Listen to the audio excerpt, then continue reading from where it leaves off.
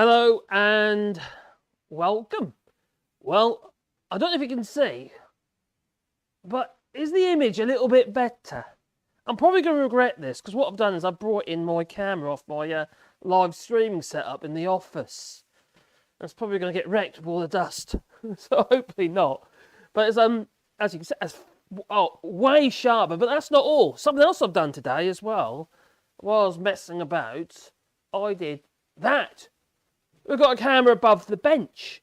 Now, this is a bit of a temporary setup. I'm kind of like messing about with it at the moment.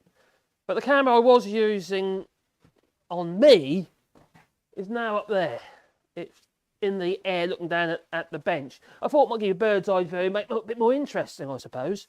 But also, like I say, I've got my face cam in here. It ain't going to be living in here because it's going to get ruined. And it's the one I use when I do my live streams for the other channel. So I need to invest in another camera actually for in here. Because the one I was going to be using, which is chucked over there now, is absolutely diabolical. I couldn't believe it. I couldn't believe how bad the camera was. When I looked at it, one side's in focus. I don't know how this kind of works, but the other side wasn't. It's not a perspective thing either. It was just like one side's focused, one side not. Didn't make any sense. None of whatsoever, and it's distorted. So when I put it up there above the actual bench, instead of it looking kind of like that, relatively, you know, straight lines and all that, it was kind of like, I don't know, it looked like a hobbit door. That's what it looked like, a hobbit door. It was bendy and round. It looked stupid. So I couldn't use that. No, it was embarrassing. So what we're going to do today is hopefully get almost there with it. So what we're going to do is I'm going to make sure that the back of the door is kind of there. I'll get the plugs in and stuff like that where I'll put all the screw holes in. Let me show you. Well, all the little screw holes are all over the place. I'm going to put wooden plugs in there, you see. That's the idea, wooden plugs. And that'll make it look all pretty again. That's the idea. I hope so. So, can you see my hand? Is that camera actually frozen? Oh, I got a problem. I better just go into that camera. Which one is that? Because, that one? Nope. That's the Logitech. That's the Logitech. Oh, that one. Right, is it there? No, I've got, oh crikey.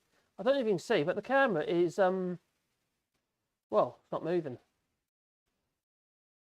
Oh, is it right now? Yes, it's working now. Okay, that'll do now. Oh, I'm happy now. So I don't know if you can see all those little holes there.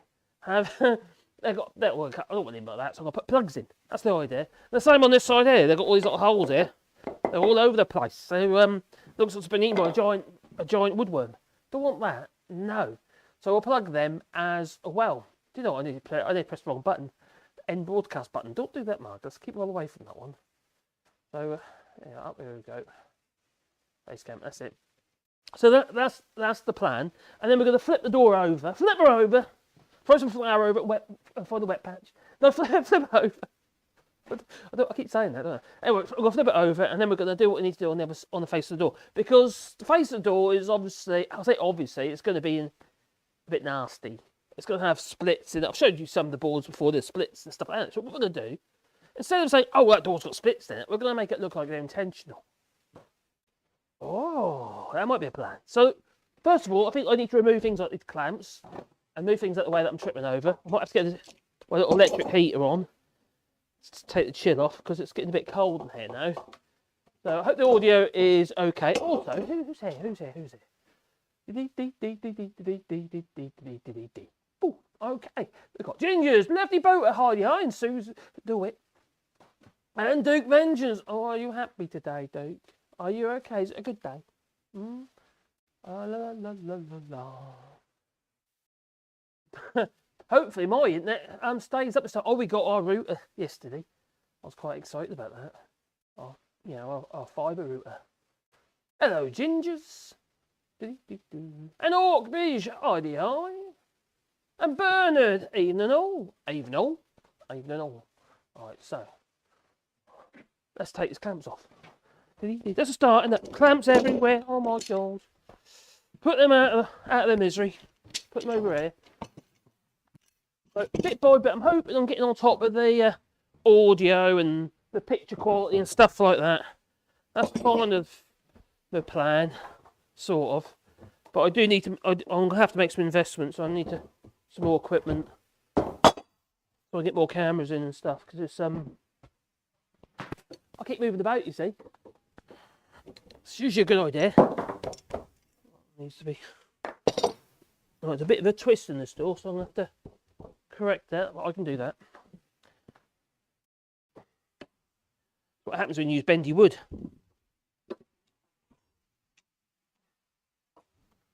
Oh, I found some random screws. Bum bum bum bum bum bum bum.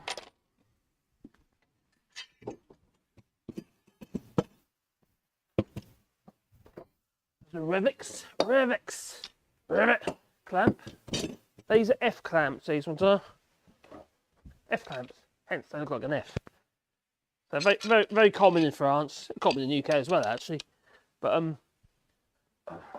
my favourite clamps are like my G clamps, really. Or C clamps. Some people call them C clamps. I call them G clamps. So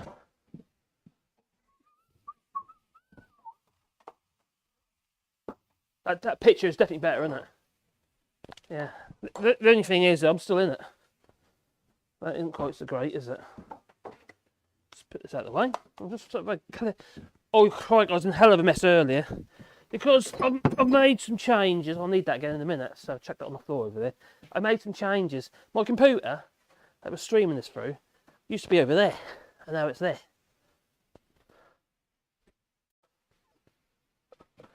Yeah, there you go.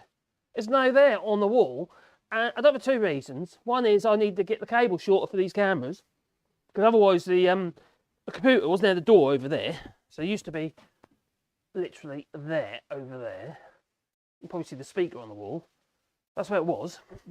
And the problem with that is it meant the cables have to travel twice as far. And with video cables, they do not like that. They don't like to be too long. And you have to have quite high bitrate cables for video. Because they just, well, they don't work. They will refuse to do anything.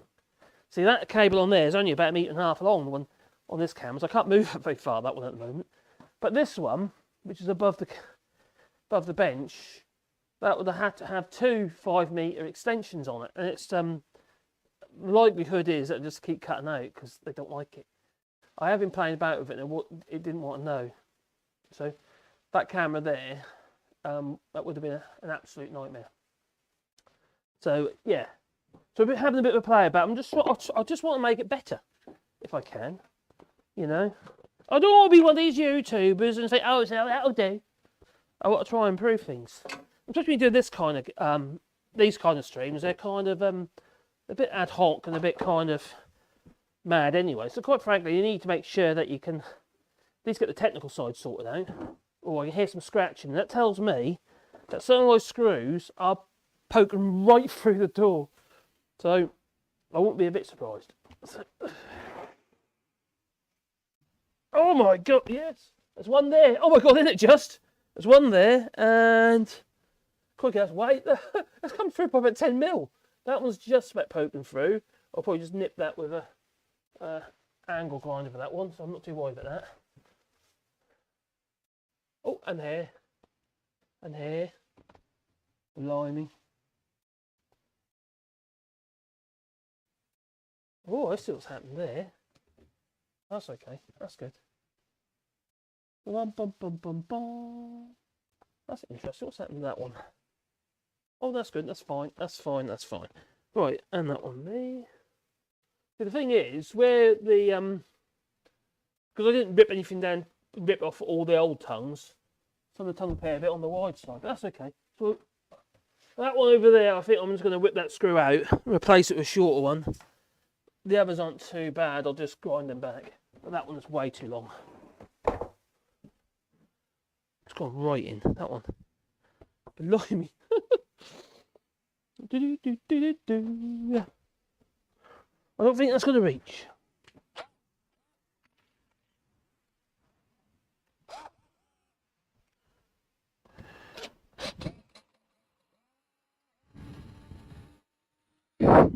Oh, I'll take it right out actually.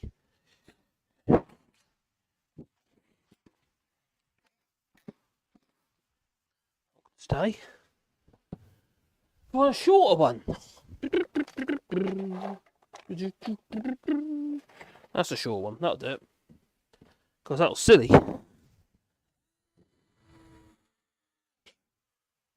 Good. So, some screws are poking through a little bit. I'm not worried about that because I'll sort them out. Because, yeah, when you're doing recycled, kind of using recycled boards, you kind of got to go with the flow a bit. So there's a load of plugs that I'll need installing, for which I'll put in now. Put them in now, and then we'll flip the door over. A couple of bits here that I'll need some TLC as well, but I want to work on that face. I'll worry about these bits when I actually cut the ends through on the top and the bottom of the door. It's a bit like repairing a door as well, isn't it? It's like you're not just making a door, you're repairing a door at the same time. So we need some plugs. And to get the plugs, I'm going to have to cut them over there on the pillar drill, because we have a plug cutter. I've got to make sure I've got the 10mm, which I think that is the 10mm. I will double check, because I'll check it with a 10mm drill bit. If that goes into that plug cut, I know that it is a 10mm. It is, because I've got so many of them, they keep getting mixed up. I need to get organised again. I usually am very organised, and then everything goes to pot, and then I'm not organised, and then I get organised again. It's kind of like, you know, what goes around comes around. Right, we can make some plugs out of that block of wood there. I need quite a few. Little tip for you: if you've got a machine, right, and you don't want to lose things like your key, you know, your chuck key and all that. Stick a magnet on it. You know, there's bound to be a bit of metal on your machine. If you stick a magnet on it, well, then you can attach things to your machine with a magnet. Makes sense. And I just fell up there like that. Oh, it's like magic. And this thing keeps whacking me. It's like a snake, it is. Put that up there. Out the way for a minute. Bits of wood on the floor, on my feet. Oh my god. It's a mess.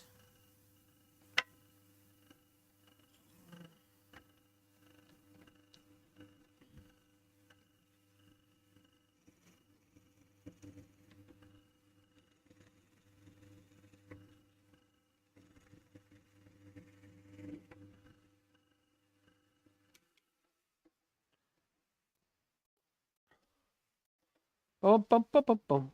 Plugs are getting stuck in there. That's a plug. Sometimes they break off as you're doing them. As you drill them, you know, you're drilling them or creating them, they snap off and they end up in the actual plug cutter, which is a bit of annoyance.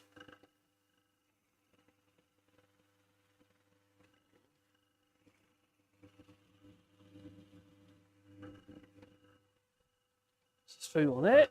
Turn it over and do the other side. So this is what I want to do. I'll make sure I've got like, I don't know, a camera in this area so I can spin it around and, you know, look at this machine or look at when I do some wood turning and stuff like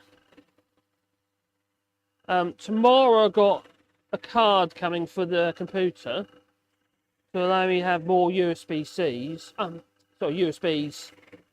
USB 3s, sorry, 3.1. So it's got like 5 inputs on it. At the moment, we've got two, on that computer, there's only two USB 3s on it, which isn't enough. If I could put more cameras on there. Bum, bum, bum, bum, bum, bum.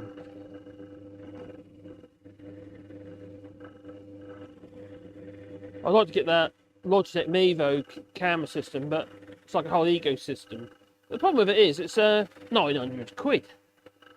I can't afford it and can't really warrant it either because obviously this channel don't make any money, you know. So how do I pay? How do I pay for this stuff? That's the thing, isn't it?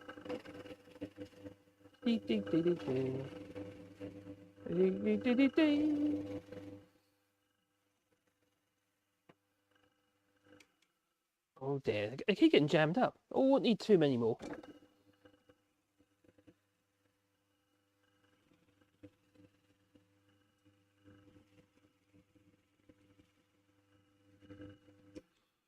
I don't think I'm going to get any trees in the ground at the moment. It's really wet at the moment, but not only that, Caroline isn't here, so it's a bit hard on you, Todd. So there'll be about a week of not getting trees in, but I might make some signs instead. I've had some more donations recently. It's been very cool. So I've got to make the signs for those. I've also got a lot of signs that are ready to go outside, but I just want to wait for the winter to be over, to be honest, before I actually put any more with the trees. And the same with the bird boxes and stuff. So the bird boxes, I suppose I'll be putting them in about February time. So I've made a few now. I'll make a load more though. I do need to make some more bat boxes. There you go. Plugs! We have some plugs, that's what we have. So basically it's cut little plugs basically. There's the ones I used earlier. So you just pop them out with a screwdriver, or you can run it across a bandsaw, table saw, and they all basically all little plugs fall out, and you can just glue them in where the screw holes are. So as long as you countersink with 10mm, then use a 10mm plug, or it can be a 12mm, a 12mm plug. Either way, it works. So anyway, let's get to the bench.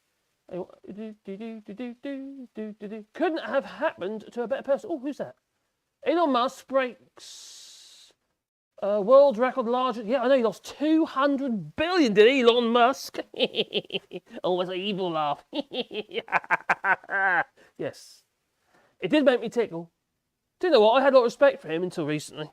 When he took over Twitter and I realised, oh my God, he's a real numpty, isn't he? He's one of them.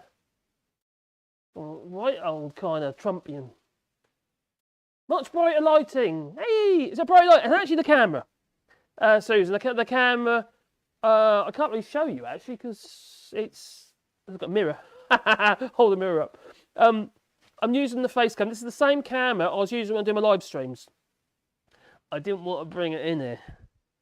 Just that, it was quite pricey, that camera. I bought that about when I did the studio last year. I think I bought it in January time last year. So it's about a year old. And that's what I use for most live streams. And I use it the other day on live stream as well. And it's they're basically webcams on steroids. So, you know, that's the Elgato face cam. They brought a new one though, a 4K one out now, which is quite interesting. But also there's my stream cam, Logitech stream cam, which is in the office still. I couldn't bring it in here because the wrong sort of connection for in here. It's quite finicky. But yeah, my Logitech stream cam, that's not a bad camera, but the face cam is way better. But I've seen another one which has got some really good reviews that I want to get for in here, or I might have a swap about.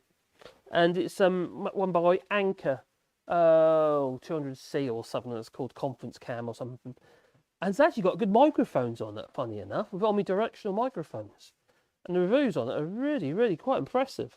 And it's a 2K camera, so it's not these are 1080p. So it's a little bit higher definition, so, you know, and it's they're only about 80 euros. So it's not too bad. But you know what I mean? I have actually already spent quite a lot of money actually just doing these, yeah, not just live streams, but videos in general, just to keep everything sort of reasonable quality. And also, you buy things that later on you don't use. You think, oh, that will change things. And when you get to it, it didn't really work out how you wanted it to. Not because it didn't change things, but because the quality isn't quite as good as it should be. Or you find something better, and you're kind of evolving with it. It's sort of a learning curve, really, I suppose. Yeah, because doing the live stuff, I hadn't done any live work. Actually, when I went to Ginger Island with Graham Hughes, you know, him with the leather hat. Oh, I have one too. Yeah, when I went to Ginger Island with Graham, it actually really helped me. It helped me, yeah, get the confidence together to go live. Because I really did not have the confidence. I think, why would people want to watch me live, you know? And I still think that. But yeah, it's just one of the things, and you just got to go for it, I suppose. Because when you're doing a recorded video, you had some time to think about what you're going to do, what you're going to say, and even if it's an unedited video, which I've been doing recently, you kind of got some idea what you're talking about because you've researched it, or you've kind of said it a couple of times or whatever while you're actually making the video. So you kind of got it all in your head. so it's not too bad. But when you're live, everything is kind of you need to you kind of you want to entertain, don't you? Within reason, but also give people information. You know, because it'd be quite easy to be boring. I don't want to be boring. Although sometimes I can be boring. I know I can. I bore my family to death about Brexit. I probably bore my subscribers about Brexit as well. But it's crikey, it's just mad numbing. Mad numbing? It's numbing. That'll do. Maddening. That's the word I'm looking for. Maddening. Or the phrase. There you go. Now, have I got enough plugs? I'll leave those ones in there for the moment. Just in case I've got too many. So I need some glue. Glue pots. Just all the glue pots like these are ideal because you can shove them in the holes. Then you just go tap, tap, tap, tap, tap and bash them in. So let's change the camera over, shall we? It's not going to be quite as sharp, but it'll be closer. Oh, I'm wearing a hat so you don't see my ball patch. Yeah. So, glue. Oh, look at that. Oh, it's like a rocket. Oh, it's payload. Oh, no, didn't make orbit. Oh, no. Oh, yeah, a bit like that. Anyway. Oh, dear. So much for the British space programme. There again, saying that. They have to keep practicing, don't they? Have to keep trying. You know, talking about some pretty difficult things to do. Oh, I've never tried to make orbit before. No. Don't think I'll be able to do it. I can make a wooden rocket. I think getting up there you'd be alright, but I think re-entry might be a bit of a problem. Might burn up. Yeah, I don't know if you realise, but wood is flammable. Okay, a little ball peen hammer is ideal for this job. And we're going to tap these little wooden plugs, those little things here. Where's my camera? I can see it now, it's up there. Tap these little wooden pluggy things into the holes, as you do. In the hole. You know, you got the broken side down. Well, that was a bit of a loose one. Oh, I know why. Oh, I need some more glue on that.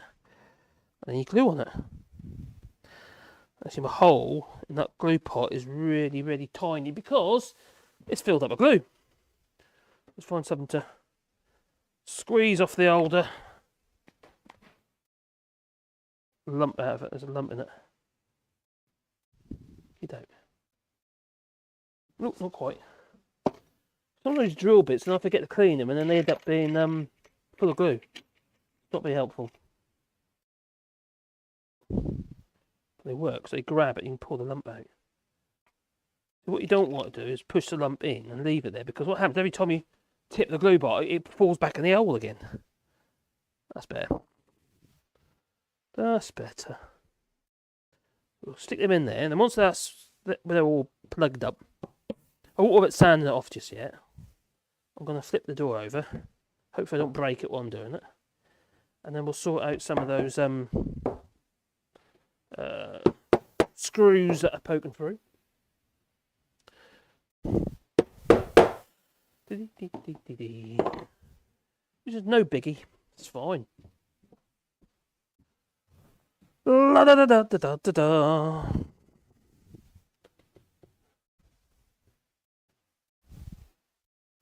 There's a couple of things that when I was doing this door afterwards, I realised, oh, I should have done this, should have done that. Then I thought, sod it! It will do. As long as it works as a door and it holds together and it looks pretty. It's going to have to look pretty. If it doesn't look pretty, oh, there'll be trouble. You try and keep the grain in line with the wood of the hole. The wood of the hole. The wood at which the hole is in. Within reason. But as you tap them in, sometimes they twist around, so it's not always that easy. But it'll do. See, the thing is, the nice thing about these, if you've got like bare holes, you can always put a plug in it. Just a wooden plug in it. So, like, for instance, there's one here. I could put a wooden plug in there. I could put a wooden plug in there. I could put a wooden plug in there. And, yeah, just to reduce down the amount of lumpy bits, nasty bits. Now, I say I'm not putting a brace on this door, and we'll see how we get on with it. I don't really want to put a brace on it, but we'll see. If I get away not putting a brace on it, we won't.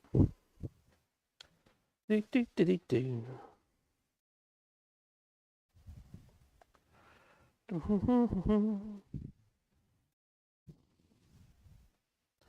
we go.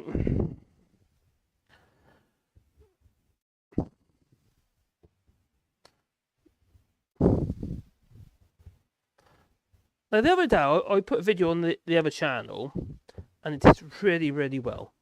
Really well. Well, a bit, you know, for me, it did really well. Not straight away, but a day later, all of a sudden, about lunchtime, it kind of took off. And got quite a few views. That seems a bit unusual. I don't normally work like that. I don't know what, I think maybe somebody shared it or something, I don't know.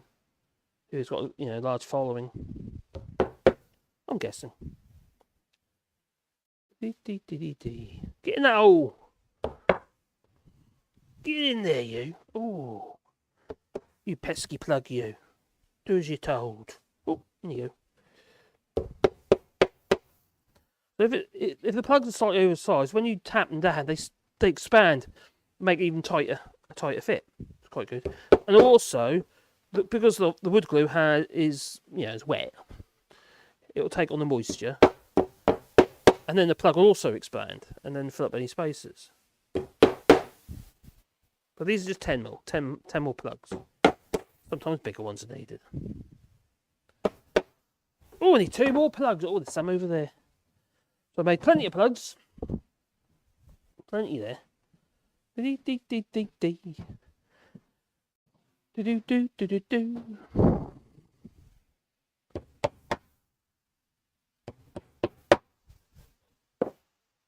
Okay. Yeah, that one needs a screw in there. Oh, small plugs at end. Oh, I might not have made enough. Let's see.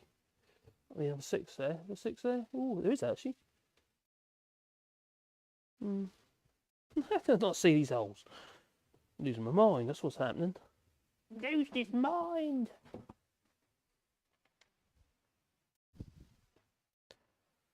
The leprechauns. Oh, me lucky charms. Got my lucky charms. Get in there. There you go.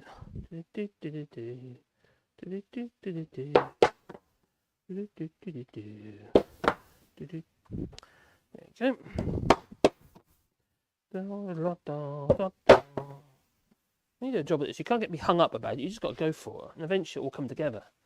At the moment, it looks a mess.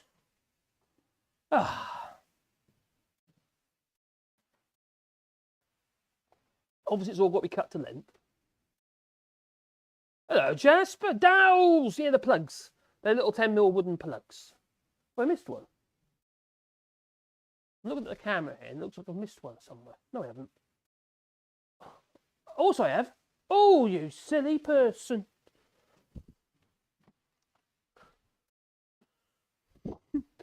Can't see it with my eyes looking directly at it, but I can see it in the blooming video. Silly, isn't it? Get in there, you. Do as you're told. So now I've got my computer up here. Now the computer up here, over there where you see all that wood piled up against the bandsaw. The bandsaw there, that little bandsaw, is going to go with the other bandsaw, which is over there. Going to go with that bandsaw over there against the wall. And then the pillar, the machine that we restored, since it's covered in grease, this one here, that's going to be going over there where that bandsaw is, over there. Which is covered in wood at the moment. So I'll have those 2 machines over there, because they're both kind of like pillory type machines. That kind of makes sense, I think. It's such a mess in there at the moment. God, it's embarrassing.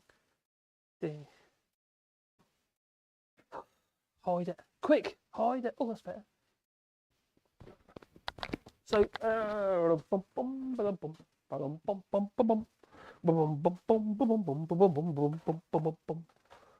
I just realised something. That camera that I've got for up there. Oh, look, that one. I think I can zoom it. I zoom that camera. Oh, we can. I wonder if I can do that remote. Oh, I could if I want. Now I can zoom it in a little bit. Oh, don't do it. Don't do it. It's a mess. It's a mess. Don't do it.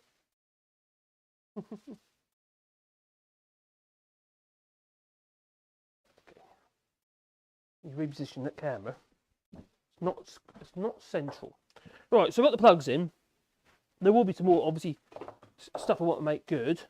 I see over there, that bit over there, I said I want to make good, so I'm going to quickly put some glue in there. And, and a screw. And I'll plug that later.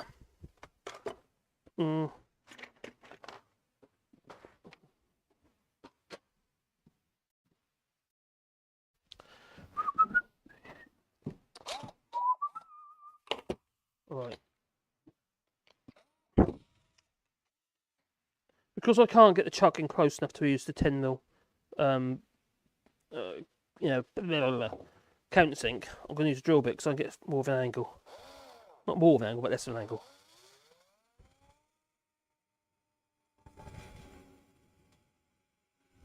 It's not ideal, but it works.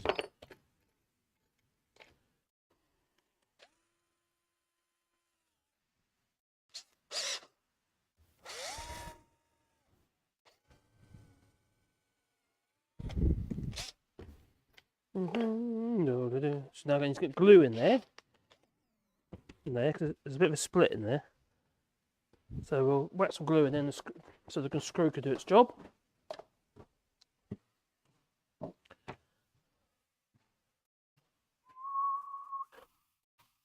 Where is my wedge? What do I do with my wedge? Where's my wedgie gone? Oh, there it is. Ooh. Pinching it is, pinching. That's your screwdriver. Stick that in there so I can get the glue in. Probably see it now, it's a big split. But I didn't notice earlier. Oh dear, the missus is trying to get in contact now. Messengers just went ping. Oh no. Oh dear. Wiggling that in. You can use an airline just to help it. You mustn't go blast it, you'll get the glue actually end up in your face. All you ought to do is just gentle.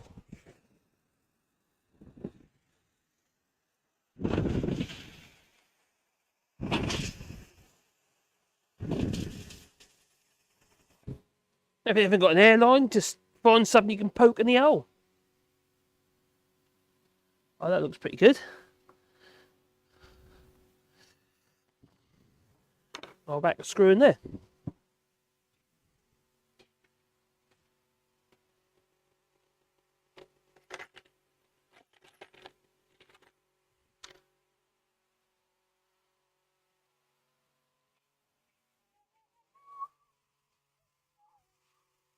Right. What's quite a good idea is have a block of wax like that, if you especially work with oak, because it's quite easy to damage or snap the screw when you're screwing into oak. So just a bit of wax on there. If you've got a pot with screws, and you can spray a bit WD-40 into the pot or some PTV spray.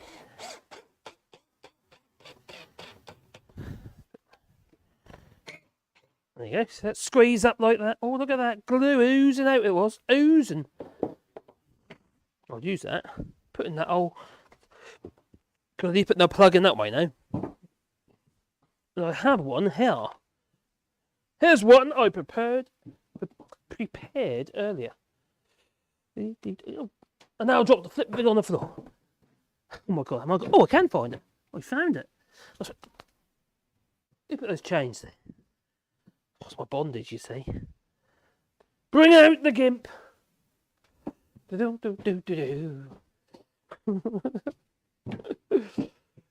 la la la la. There we go. That's in there. That's repaired. And we're going to flip that over. Flip her over. Oh, don't say that again, Marcus. What do we do? Be careful now. YouTube's changed all its policies. That profanity and cuss words and stuff. Right, so there's still some repairs to be done on this face. Let's turn her over. If I can. Oh my god, heavy. Oh, my arms aren't long enough. Oh damn. Screw fell out. Shake it all about. Do the hokey cokey. Turn around. Right, that one looks a bit high. Oh, the board's figure. Oh well, never mind. It's all part of it. I've got this figure and all. considerably thicker. I have got some options. Like I said, I don't want to be as thick as that, so I could attack that with a scrubbing plane if I wanted to, but I don't think I will. I think I'll just go with the flow. The only thing I've got to think about the hinge that's going to come across here. Ooh, that might be a bit of a problem. Pesky hinges. Oh, will it be on the face or the back in this case? Pink mark, I say. Oh, it's going to be on the back. That's absolutely fine. It's going to be mounted onto the rails, the strap hinges, because the way it's opening into the space, into the hall. So we've got all these places like there, all a bit nasty. So what I'm going to do is I'm going to get the angle grinder with the wire brush in first, and we're going to clean out any little places where I want to put something in them. What do I mean by that? Oh, let's get aggressive. Oh, that's where my wedge went. My little lever wedgie thing. Okay.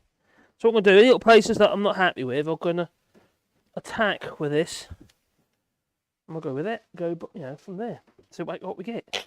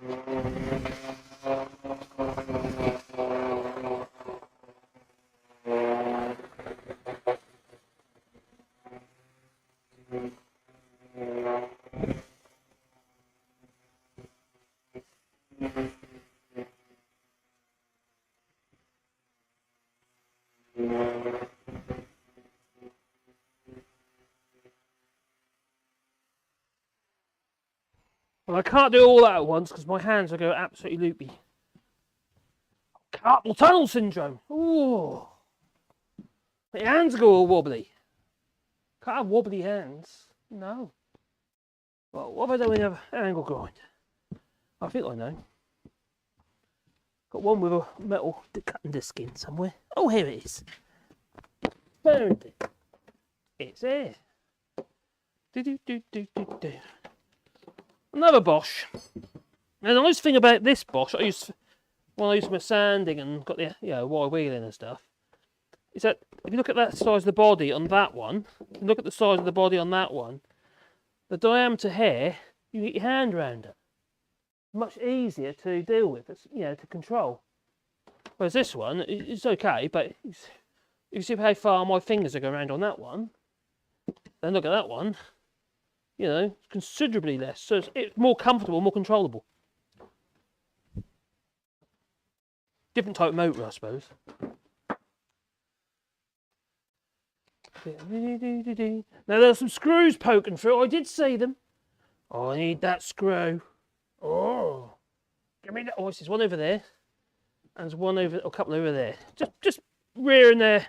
Yeah, they've got turtle heads poking out. That's what it is. There's a turtle head poking out. There it is. Those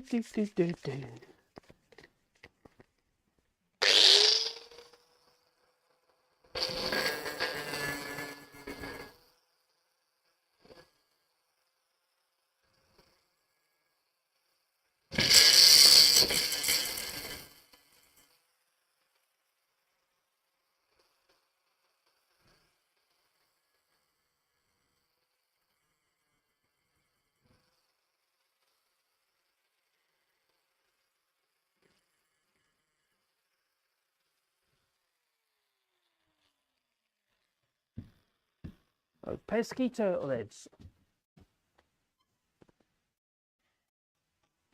Da-dum-dum.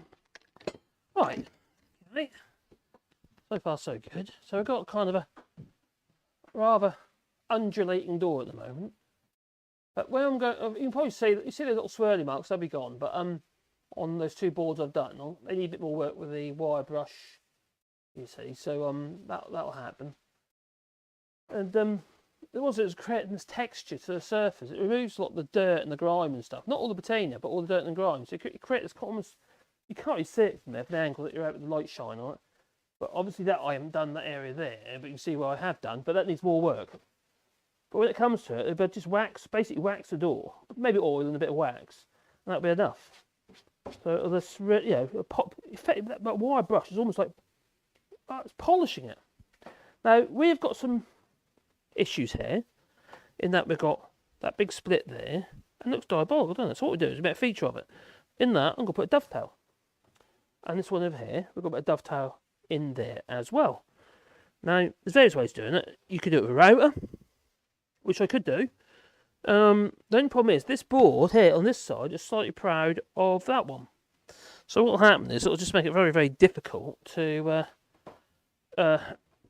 do, because the sole plate of the router is going to try and it's going to keep getting influenced by that. So for that one, I might just cut out with a chisel by hand. I might do the same with that. Oh, found another blooming screw. Oh, damn. I've unplugged it as well, haven't I? Where did I put it? Did I put it back? I've lost it. I've lost my angle grinder. Oh no, what am I going to do now? Oh dear. Always losing things. Did I put it back in there? I'm losing my flipping mind. I didn't put it in there. Can anyone see my angle grinder? The one I was just cutting the screws off with? Because I can't. I put it down somewhere and I can't find it. It's about right, isn't it? Did I put it back on this bench? No, I didn't. Oh, that makes no blooming sense. It should be right for my eyes. Now, please tell me that happens to you. Hello, Johnny. Mimetic. You've got small hands, sir. What do you think my name is? Donald Trump? Oh, you're talking about my grinder. Oh, I've got tiny hands. Well, I'm only, what, 5'7". You have big old flipper hands, do you? Huh? You want me to have flipper hands? Huh? Okay. I'm not a seal. No. I've not fired up the chimney yet. Oh my God. I've not fired up the chimney. Well, we have. We've had our fire on only a few times now. We had a few because Matthew was over before Christmas and well, until a few days ago, and I'm getting too cold because he's got an ounce of fat on. Hello, Mark's biggest fan. Hey, look, I haven't lost it yet. Cheers, buddy. Yeah, so oh, it's got here. Mark's biggest fan. Mostly don't have the luxury of time to wait for PVA to set. Mostly use CA glue. Yeah, I use CA glue, you know, cyanacrylate, and an activator. Now, I used that a lot when I was doing like fascia boards, UPVC fascia boards. Putting the trims on the corners. Oh, perfect for that job. That and my forehammer. Well, have I done my forehammer? I can't even find it now. I've lost it. Oh, there it is. My old forehammer. That's from the days when I was doing a lot of PVC. Horrible PVC. don't like it. But anyway, yeah, this is good because you've got your nylon head one side, so you don't damage your plastic headed nails. You see, your ring shank nails. That's the plan. But I just use it as a mallet now. Or threatening the missus now, kid. Oh, la la la la. It's 1930 in Europe. Yes, I started at 1900. 7 o'clock here in France. I should have said BST, shouldn't I? When I put it onto the other channel. Yeah, sex of it. An activate of foaming construct. Oh, you're talking about the polyurethane stuff as well. The foaming construction glue. It's quite good, that stuff is. It's not very good for me. I use it. I wouldn't use it, not here. But the other glues that I use like is Cascamite powdered resin wood glue, which is it's not good for the health. It's carcinogenic, so it's not good for that. But it's uroformaldehyde glue, so it's 100% waterproof. It works on the same principles as the plasters they put on your legs. You know, when they dug it in the water and they wrap it around your leg if you break a leg or something. You know, for a plaster. Works the same principle as that, but it's uroformaldehyde. It's not very healthy, especially if you start sanding it. You know, you have to think about that. So it's good stuff though. Follow the cord. That's a good idea. Where's the cord? There's a cord there. Oh, I can see a cord. Oh, that's the wrong cord. That didn't work. Stupid idea. What the hell have I done with that? Well, I can't follow the cord because I can't find the cord. What on earth have I done with that? Oh, it's going to bug me now, isn't it? That's going to bug me. I put it down somewhere, literally somewhere, 2 seconds ago, and now I can't see it. Anywhere. Oh well. I'll buy a new one. That's what I'll tell the missus. And Phil McCracken, make a dovetail template for the router. Yes, I was talking about a minute ago, but the problem I got on this one is this board here, because they're all different thicknesses, because I'm not running them through the planer. Because I've got the planer over here. I could have put them through there, but I don't want notches in my planer knives. No. Because even though you can do whatever you like, try and find all your bits, with the metal detectors and stuff like that to find your nails. To be fair, that's what I used to do. You always leave a little bit in there, a notch in your planer knives. Anyway, so the boards are all different thicknesses. It's a bit strange because they all came off the floor. So they weren't too worried. These literally came out of the mezzanine floor in our house. So, so I could make that one's a bit of a problem. That one I could use dovetail jig. And I've actually got a dovetail jig around here somewhere. It's under here. Where is it? Oh, God. If it is, it's at the back there. Oh, my God. Oh, there's a bit of wood. No, that's not the one. Oh, that's another one. Oh, no, that's not that. No, it's not. Oh, my God. It's not that one. Oh, my giddy aunt. No, that jigsaw. No. Where did that go? I definitely have got one. But it looks like everything's falling at the back here. Oh, that's not that one. You can't see what I'm doing, but I am doing stuff. Let me see. My bike part. Right, well, if it's in here, oh, there's more than another one. There's all sorts of stuff in there. Oh, it's a dovetail. Oh, God. Well, I found a load of jigs. And they're here. Unfortunately, they are not dovetails. I found a dovetail. But they're not. And a hinge jig for the router.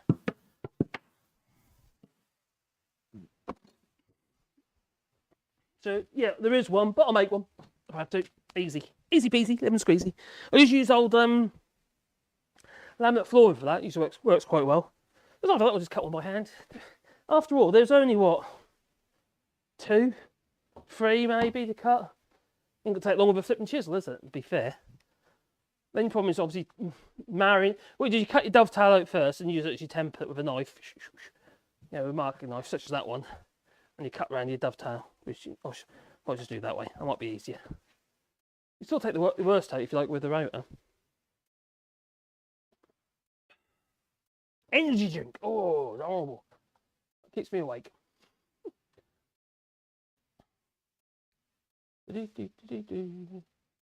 I do a lot of PVC and aluminium and got the same mallet. Oh, he's got himself 4 mallet. That's Mark's as big as fan. I got a fan. It's hanging in the... What is it? Hanging in the ceiling. Everything else is, but no. That isn't. What? How can it just disappear? This is me not thinking, isn't it? I pulled it down somewhere without thinking. But anyway, never mind. We'll deal with that in a minute.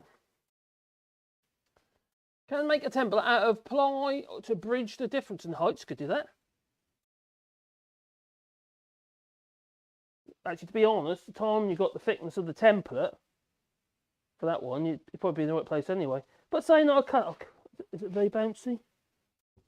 No, not bouncy. So I'll cut them by hand. I'll cut them out first with a bandsaw or by hand, some dovetails, and just drop them in. But first, what I'll need some piece of timber, probably about 8mm, 10mm thick. Because only aesthetic, really. We're just trying to make the thing look pretty. Ish. So and I'll just drop them in. I'll just draw around them, and I'll do it with a chisel. Sod it. What's wrong with a chisel anyway? You still got to attack it with a chisel anyway, because I don't know about you, rotor bits tend to be round, so you still got to clean your corners up. It's near the bit. What is it? Where? No, it's not. That's bugging me. No, it really is bugging me. How can that go missing? Just like that? That makes no sense. Oh, anyway, let's not worry about that. Let's do some... Here's dovetail, by the way. Yeah. That's dovetail. If you wonder what dovetail is. So basically, we have bits of wood like that, but double dovetails. Yeah, there'll be another dovetail going that way, and that'll be set into the piece of wood. Yeah. That's the plan. So that's what I'm going to do. So we've just got to try and make it look pretty. Also, I've got to cut the ends. I can't cut too much off, so I'm going to have to be careful because I've obviously got a certain length I need to... The boards of this door are already too short.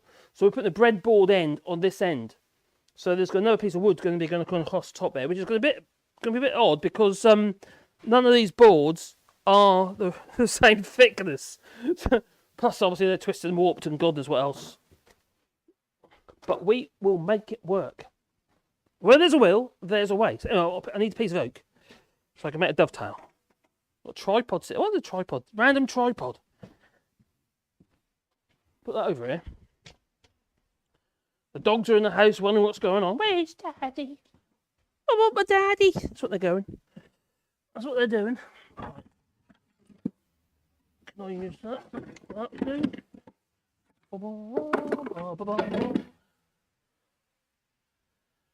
Find a piece that I can use. Use that bit. I can use that bit. Use any old bit really. Bum bum bum bum bum bum bum. Bum bum bum bum bum. Right, let's go ahead. Overhead. So what I need to do, I need to cut some dovetails. So create some dovetails, and they need to be big enough to bridge it. There's definitely one, definitely two, maybe another one there. I don't know if I try to put dovetail in there, that'll fall to pieces. I'm not doing that. Well, it will fall to pieces, but could be better. Right, so I need my pencil, my magical pencil. Oh, look at my magical pencil. I don't want the two dovetails to be the same size to make it even more interesting. So I'll cut one out for this one, which will be smaller. And that one's got more room, so I can put a bigger one in there. That will be a small one. Might be able to get one out of that. That'll work. Using what I can.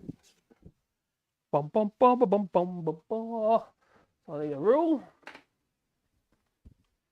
I've got my rule. How long can that be? Sensibly. Right, can't go too deep there, you see, because I'm on the tongue there. So, I'll put a small one in there, no more than... I'm going to do 60.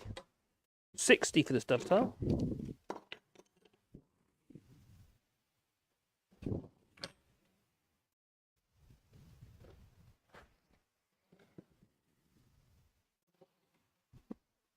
Let's find a halfway mark.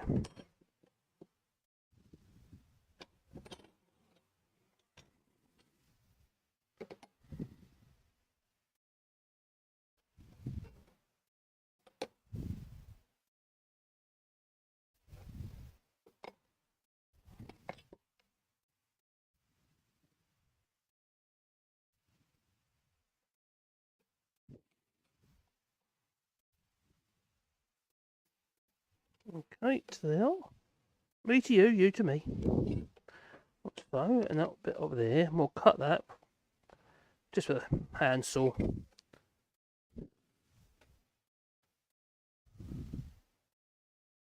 It's not exact size. I'm not going to try and make it identical, although that needs a bit more on there.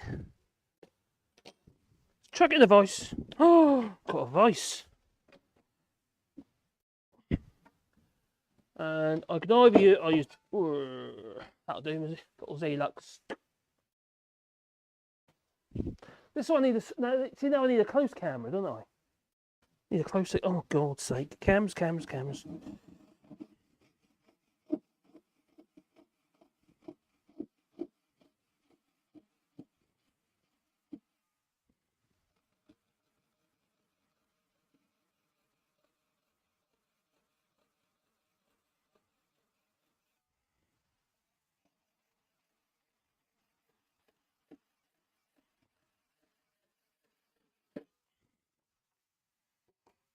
Oh, the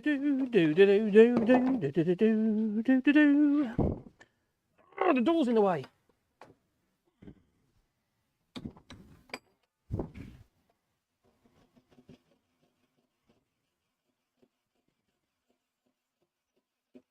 I do like this little Z-Lux. It's a nice little saw.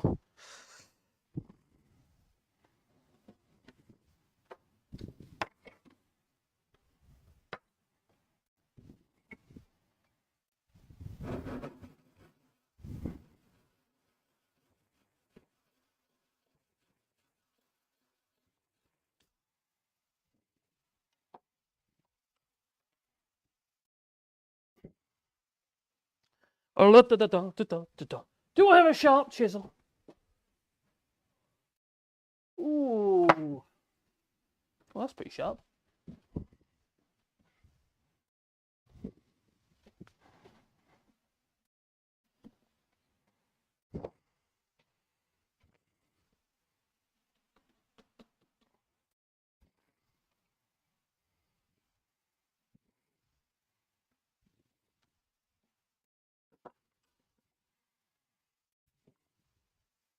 These days, people just want to put, resin on everything.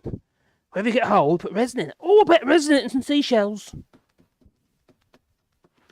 Oh, I'm not that keen on these river table things that seem to be all the rage at the moment, where they get like a tree trunk, make it into the base of a table or the tabletop, and just fill the big gaps and stuff with resin.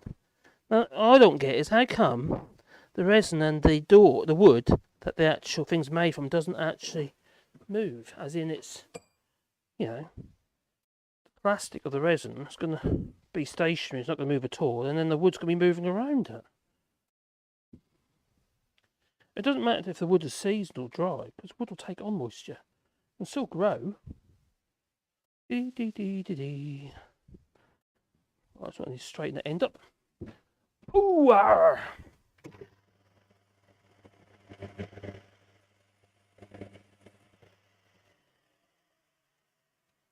Boom, boom, boom, boom. Oh, look at that. It's a dovetail. I'll put that in there like that. I've got to be careful there because if I put it in the wrong place, what's going to happen is this bit here, where the loose tongue is, it'll just fall out. So I can't intrude on that. So all this is really just aesthetic, really. You could almost say, oh, it's there to aesthetic or pathetic. It's there to prevent the split going any further. That's my excuse. I'm sticking to it. I'll go to about there. I think it's going to be a bit one-sided on there, like that. Can't go any further that way because intrude on the tongue. That's the loose tongue, which is in the slot. So move some muck out of there.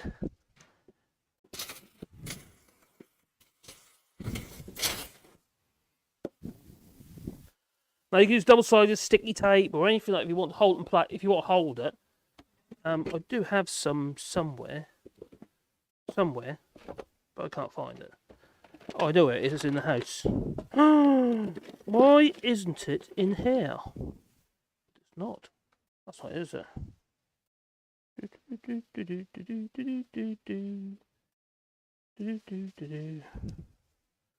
Might be. Oh, it is. I think it is. I can't work out if this is double-sided sticky tape or not. Feels like it is.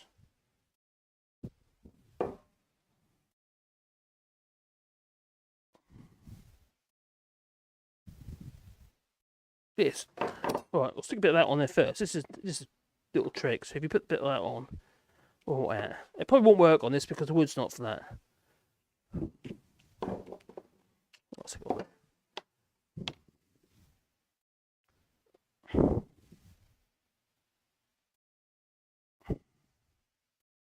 peel it off like so, and then what you can do is literally like that there. Go. Back.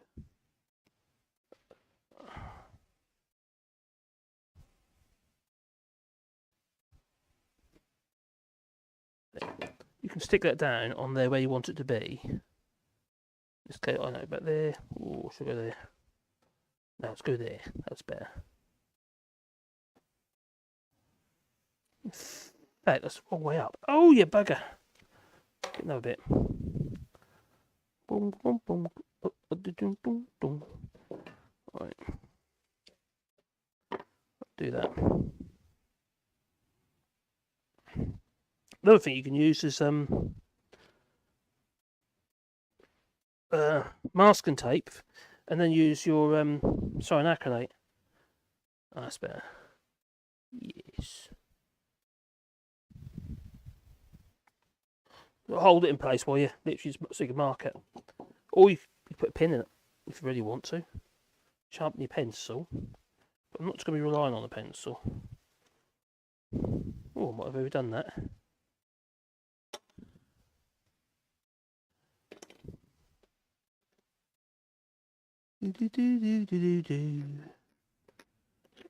No, I made a Suzuki, not Suzuki. Suzuki. Anyway, I made a marking knife, which is hard. I made it out of an old saw blade. Yeah, out of an old saw blade, that is. Flat on one side, and it's got the bevel on the other side. So you always make sure you're at the right side of the bevel. Unless you can't. But that's right, that's good. That's in there.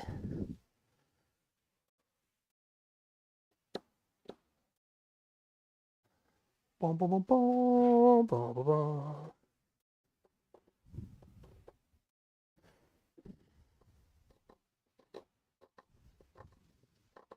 I'm going to chop this one in my hand.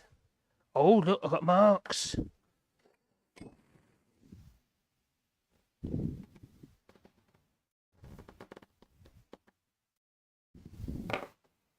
Boom, boom, boom, boom, boom, boom. Now, you don't go crazy with your chisel. You want to make sure you're using a chisel that's, well, obviously sharp, but equally you want it so it's not too big an oak. Otherwise you'll just be bouncing all over the place. Now, I did have a chisel here that I was going to use. Now I can't see it. Boom, boom, boom, boom, boom. Where has it gone? Nice short chisel. Oh, I'm done with that bugger. Oh, I swore. I said a cuss word. I've got a little 1/2-inch chisel, which I was going to use for that. I might have to come and use something a bit more, how to put it more manly. Oh, that's it. It's on the floor.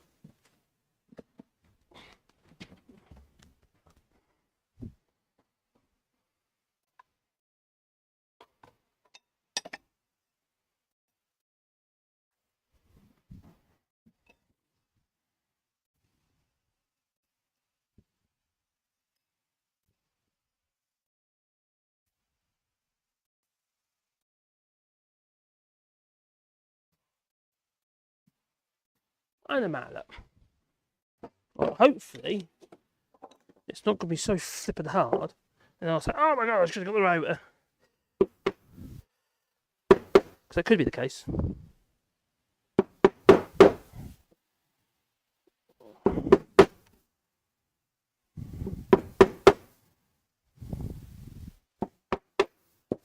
Sometimes it's just nice doing things by hand, you know.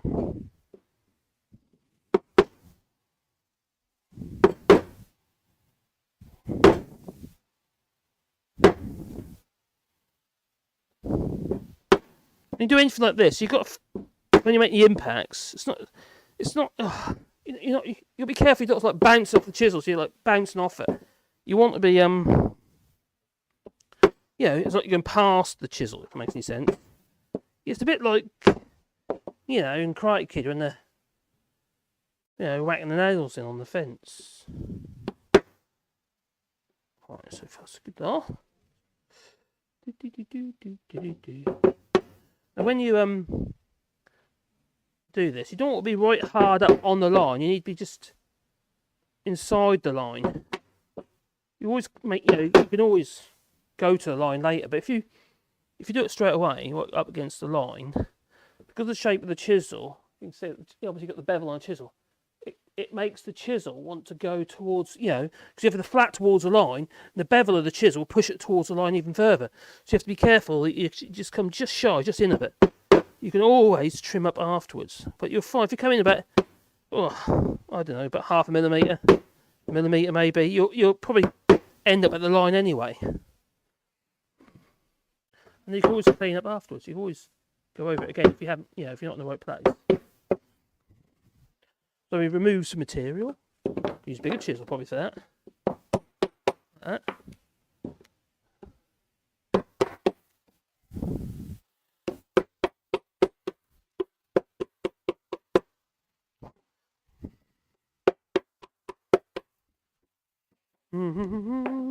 Obviously, if you're using a router, it's a lot easier. But you do still have to clean up afterwards with the router. Because like I said, router bits are round. You end up with round corners. Don't look so authentic then, you see. So into there. Actually, that's straight, that's good.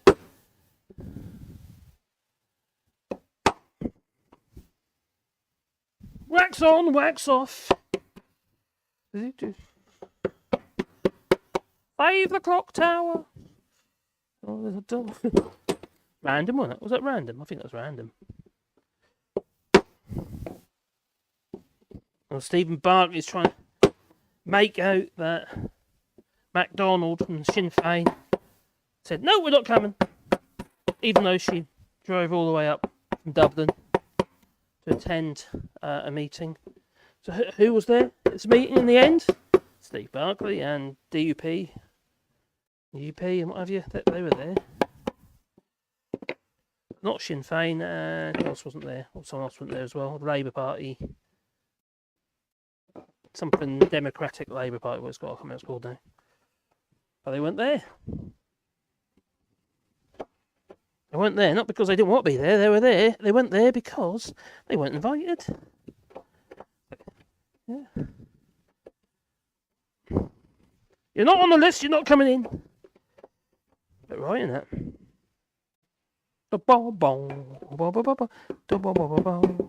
You need being deep enough just so it holds. If you're doing a practical one, in the sense that it's there to do a job, you're going to want to go deep, fairly deep. I might still go quite deep. I'll tell you what though, my hands are not that great these days. Constant numbness and uncomfortable because of carpal tunnel syndrome. I've had the operation. And although it's massively improved, I've sort of been left with a little less dexterity.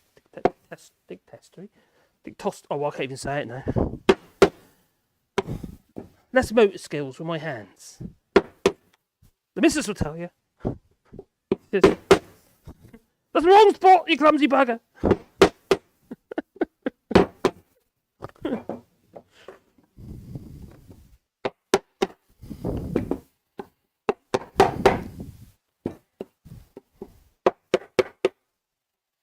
Oh, I need that camera closer, don't I?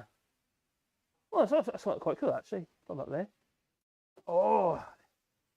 So I've got a hat on, so you can't see my ball patch. I don't know if I've got a ball patch. Have I got a ball patch? No, I don't know if I have, actually. It might be... I'll just shave my head. Because I'm covered in dust all the time, you see. So there's no point me having long hair. Been there, done that, tried that, and it's a complete disaster. It's not so bad in the summer, because I can dunk my head in the barrel.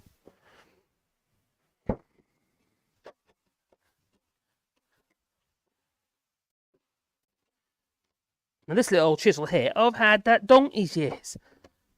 I bought this chisel, right? This chisel here. I think it's an old Marley. Is it Marley?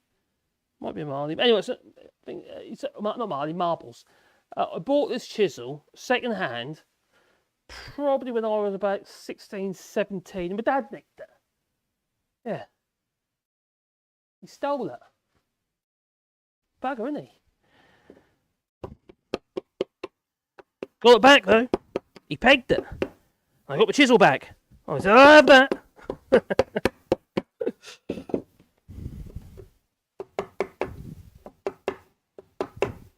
I like some of the old steel that you get.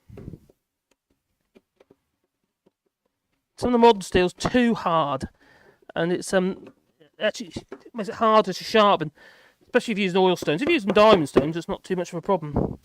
Because diamond will basically sharpen anything. You can sharpen tungsten carbide with diamonds, so that's not a problem at all. Yeah, like that's diamond. You know, diamond sharpener, that one is. So we're getting there. We're getting there. I need flat off. I need a bit deeper. So that literally is going to be dropped into that hole. Oh, look at that! What a fit! Oh my god! Oh, ain't that lovely? So it's going to go in there eventually. So I'll go a bit deeper.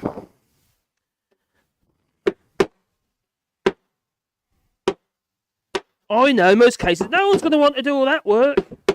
I don't know. A bit of a labour lover, right? You know. And also, it gives me an excuse to make a video. Or, you know, like say, go live. You know, I've got videos on this channel that I've already done them, and they just need to be made live, you know, public.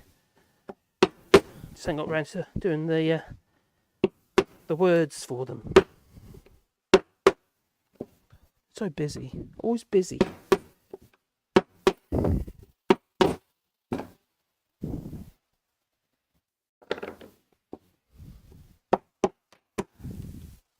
Dee, dee, dee, dee, dee.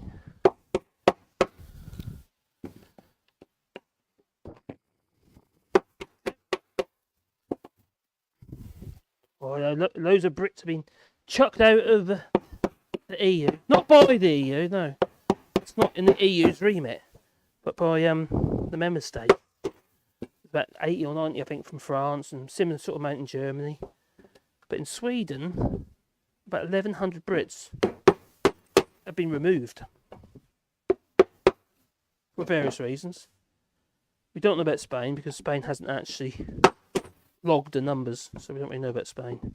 We do know that they have, but we don't know how many.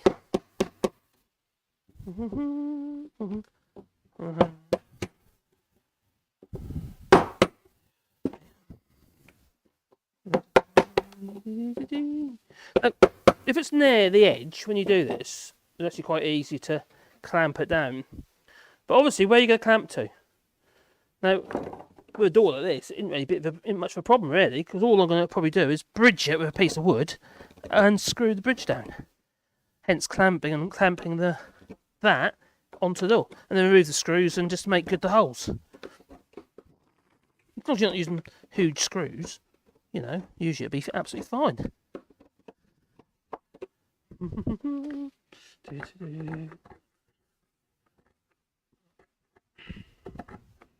I'll get these two dovetails in, then we'll chop the ends of the door straight.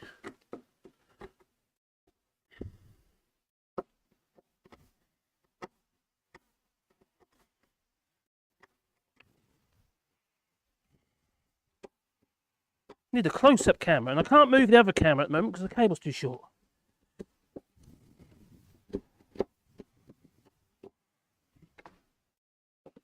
Need more cameras.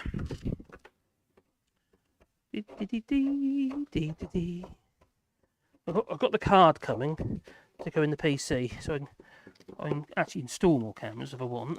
Well, I do want.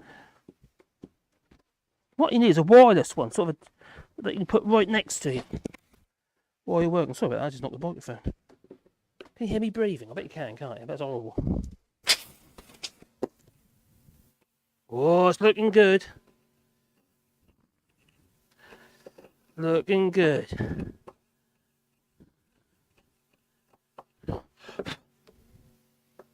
Is that deep enough? That's probably about right. Now, when you put these in there, you don't have to sand them flat. You can if you want, but you can keep them proud if you like, and just take the arrowses off and drop them in. It's going to go that way round. I think it's going to go in there nicely. If I try and put that in, it should really dry fit, but I'm fairly confident it's going to go in. If it don't, I'll get my sledgehammer. I'll go in then. Got a 14-pounder over there. Make sure there's nothing in the way. Let's go down. Alright, there you go. Okay. We'll drop that into there. I'm just going to sand the top of that and sand the back, so that will, just in case it's got any wax or nasty stuff, I want the glue to hold.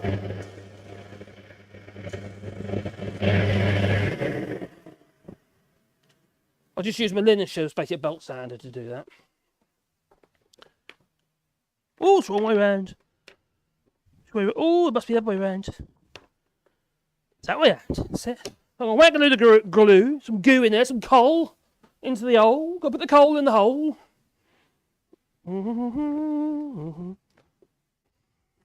Normally I use glue brushes. What's happened to my glue brushes?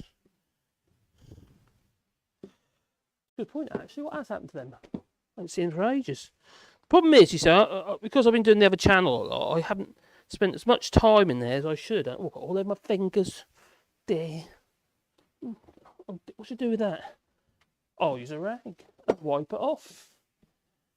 Now, hopefully, the glue will ooze out. Right, look, it's a good idea to put on both surfaces, actually. I've already wiped the glue off my finger, now I'm actually putting my finger back in the glue again. Because there'll be places where the glue won't make contact. We want it to make contact, so we'll just help it. I'm not, when I did on this door, mind, because the door's not flat, so there'll be places where it won't make contact anyway, no matter what you do. But if I'm doing more machined work, I always make sure I do both faces. Right, find a block of wood. I want a bashy bit of wood. It's a bit of wood I can bash. It's always good to have a bit of wood to bash. That'd do. Got a big knot on it as well, so that's some pressure on that.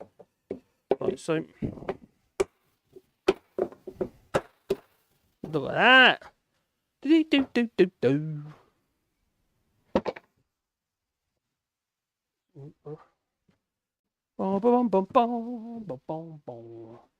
Roll. Bit of water. And wipe off the excess glue.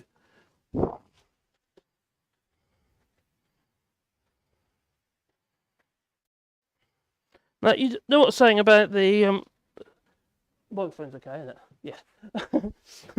I think, should we keep? I must keep checking the microphone. But about it being a little bit proud, I'm gonna leave it proud.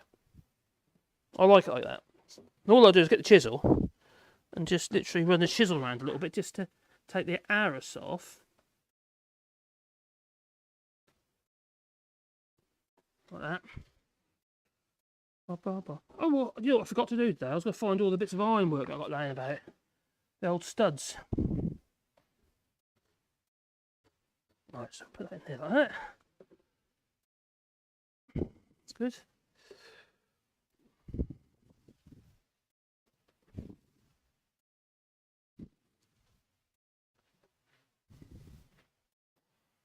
I don't think I need to clamp that down, so I'm just going to leave as it is. I think, you know, if I don't move the door about too much, create any movement on it, that'll set quite nicely in there. Okay, so that's that one.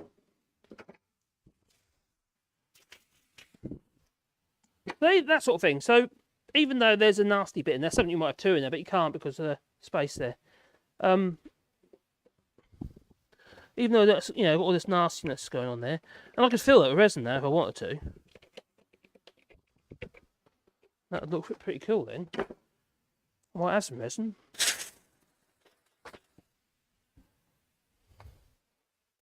That's what I do. That's actually didn't want to do that.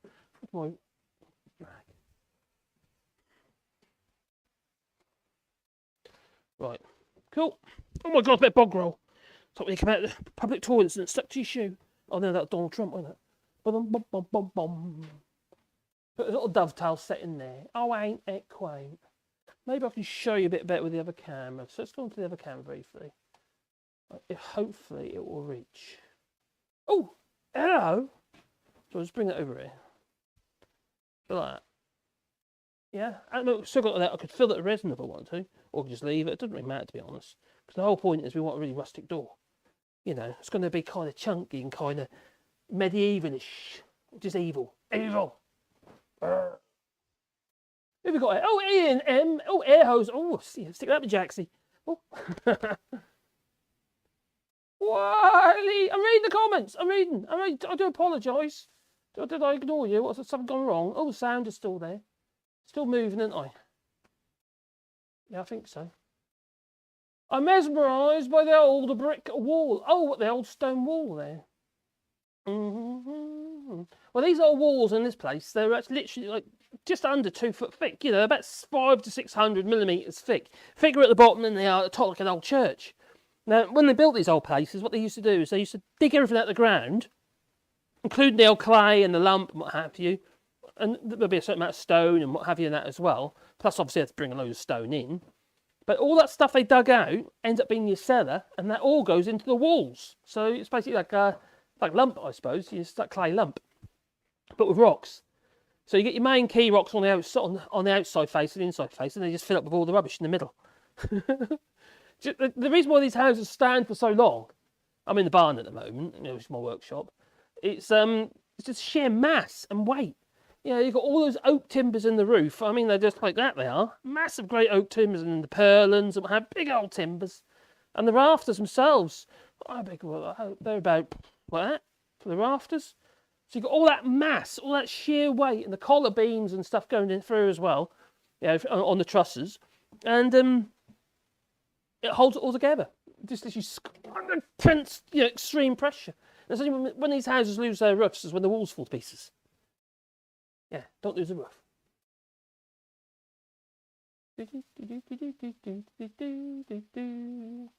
You unplugged the grinder and went to the corner of the room. Okay. I'm going to go to the corner of the room. I unplugged the grinder. And I went to the... Aha! Jim lad! Ah, there she is. Well done. Thank you for the advice there. I'm going to put it over here so I can see it visually. There you are. It's there, sitting on top of my plane. So I'll need that again in a minute. Ah, dear. Okay, I'm back. Sorry, but I had a work meeting. Oh, dear. Don't want them, you know. Don't want work meetings. No. Oh, scroll down, scroll down. Hey, Casper Northern. I hope you're well, buddy. Hiya, he says. Yeah, we're making a door, buddy. Yeah, I've been doing it over the last couple of days.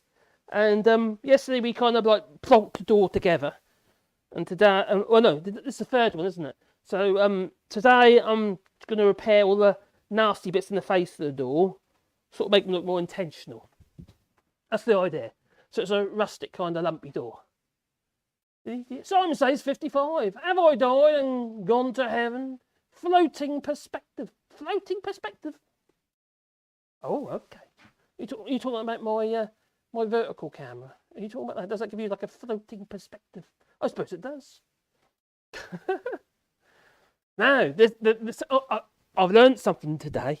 I didn't realise you could do voice activation. There's a bit of software you can use. So you can trigger voice activation with OBS software. Well, I'm doing, you know, what I'm using to do the stream with. So I could go camera 1, camera 2, camera 3, camera number 5 or something like that. I can do all that sort of stuff, can't I? No? Ah, dear me. Is the logo high? Let me just have a look behind the. I'm going to look behind the logo. I don't know if it is. Let's have a look. Oh, yeah, it's moving. No, it's not there. Oh, no, I've got it now, haven't I? So it's not a problem. It's not a problem. No. I said near the pillar drill.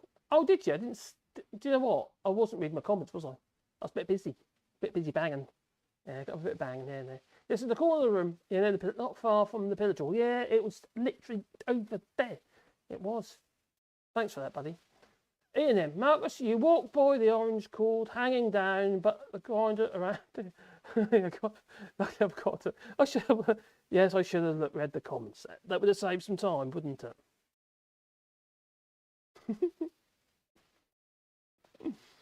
Oh dear. Anyway, shall I do the other one? I think I ought to do the other one. So, Phil McCracken, make a dovetail template. So I could do that. Yeah, so the other one's actually flat, so we could make a dovetail template for that one. I wouldn't need to make a spacer then, would I? I need to take that, grind that off there. So I could do.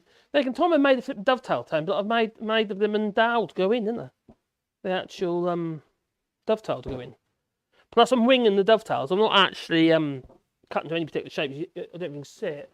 You can't from there, but the dovetails are not perfectly dovetail shaped. I just kind of winged them. That's it. Yeah, it's not a perfect dovetail shape, but that's fine. Doesn't matter.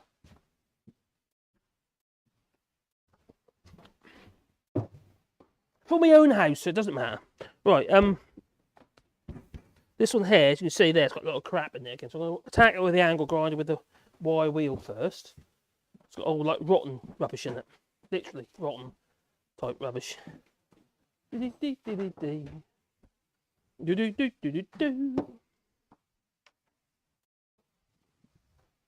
Oh.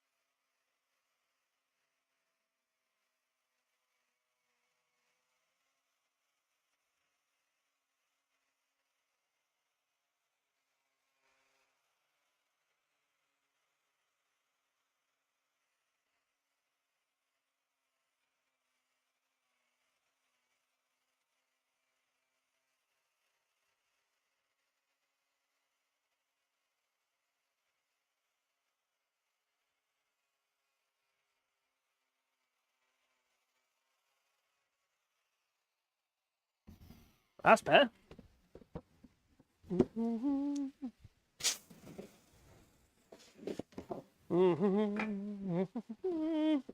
you go.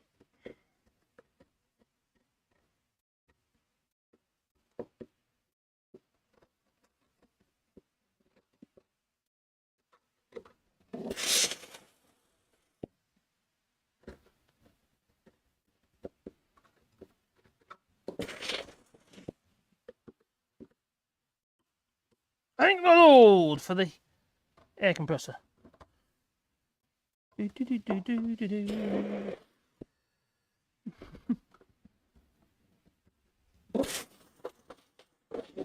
Right, another one.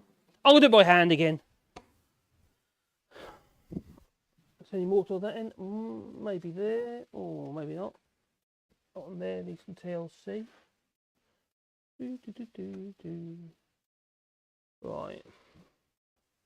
Right, that definitely needs one. There's the top of the door as well, so you can see it. Good.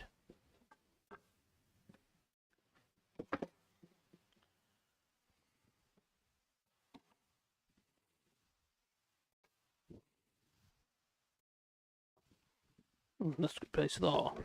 Right, let's cut another one out. That will be a bit bigger, that one, good. I'm going to cut it outside that knock, because I can't really use that knock for anything else. So you probably don't always cut out. I don't really have any waste wood. So it's kind of like, oh no, I could use that for that. I do have 2 thermometers to make and a cat phone holder, which is the same shape as that one there, which came in today. Right, that one's going to be a bit bigger. About there, I reckon. So it's going to be like that. Yeah, that'll be good. That'll be good. Yeah, there.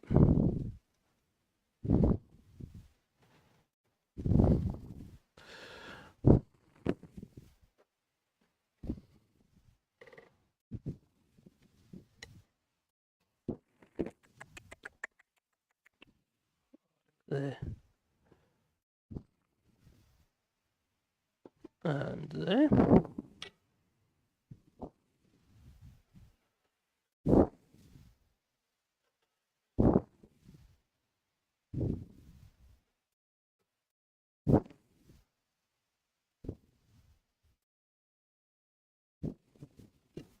Let's cut that one out. So that's a fatter one. That's going to be a bigger one to go in there. There's more room for it. Right. Meeny, miny, mo. I'm going to cut the top of that one off with the saw over here. Using my radio alarm saw at the minute, if you're wondering. If I had that cat, you see, if I had the another camera here, and then I did voice activation, I could go on camera free.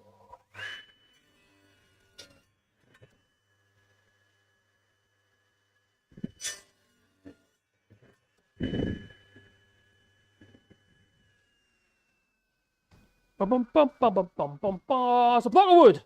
There's marks on, so now we're going to cut that block of wood out into a dovetail. Now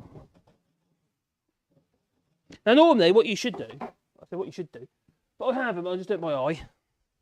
Just get your little square, whether it be an engineer's square, whatever square you like, and say, oh, okay, that needs to be square there, and that eye over there and stuff. But I'll just go with the flow, because I can.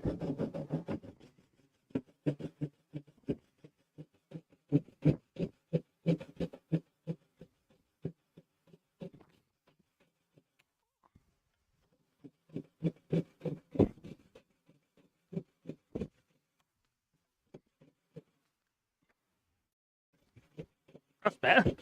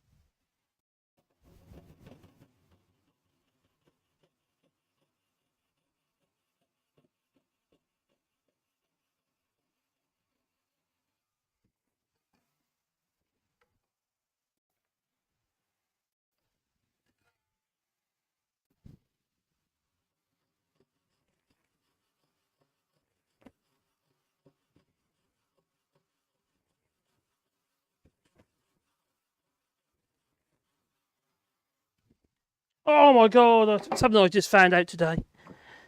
I ripped the floor up at the shower room yesterday, and I thought, well, I want to make sure that there's no other leaks, like running behind the tiles or anything like that. So I thought, I know, I have a shower. So I first of all, I put the shower on, and then, because there's no floor at the moment, you can look underneath the shower tray. So I did that with my camera on my phone, no light. I videoed it, then analysed it. And unfortunately, you can't get to the. It's my fault. I put it in the far corner. I should have put it in the near corner when I installed it. But the pipe, it's got a split in the side of it. Like I can't get to it, so now I've got to remove all the balloon shower tray to repair that, as well as the other repair I've got to do. So replacing all the floor in there for the using the same boards as these, but they will have to go through the planer. So it comes the metal detector. But yeah, so we're replacing the floor with the oak ones. So obviously we don't, because we had a leak, you see, and damaged all the floor that was in there. So I thought, yeah, we'll just, do a better job this time. Everything was done in a hurry and cheap, because we had, we were living in a tent when we first came here. We rigged up the tent in the garden, put all these sheets down, and had this big old tent, and even had our bed in it over the winter. The rats loved it under the sheets. Not the bed sheets, but the plastic sheets we put down. You could hear them at night, make them like little warrens underneath the plastic, underneath our bed. So it was a little bit disconcerting. It wasn't very pleasant. So as soon as we managed to get into the house, we did. We had a temporary water system set up because the house hadn't been lived in for a very long time, so this was complete, renovation, and we had very little money to do it. Got stung in that recession, and the financial crash, and so we kind of we were going to have a reasonable amount. We ended up with 10 grand to renovate a old French farmhouse. So to be very innovative, but it's been like Fourth Bridge. We keep finding things we've got to do again. We knew that when you don't, but at the time we kind of we have to live somewhere. Right, so that is there. We now have another little dovetail. So that little dovetail is going to go in there, like that. Just like that. Yeah. I think I'll go a bit closer to that. But there, right? That's where it's going to go. Something like that. Just like that. Yeah. So, out comes my. We'll stick that down. Hopefully it stays there.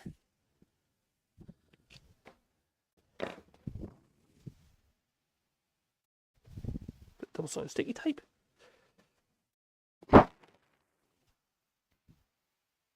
Place that on there like that. Oh, probably better there actually. Don't go too close. You'll end up breaking where the tongue is. Tongue there, slot. It's not sticking very well because it's a bit like that. That's right, it's there. You have to be a little bit careful. I'll use pencil first.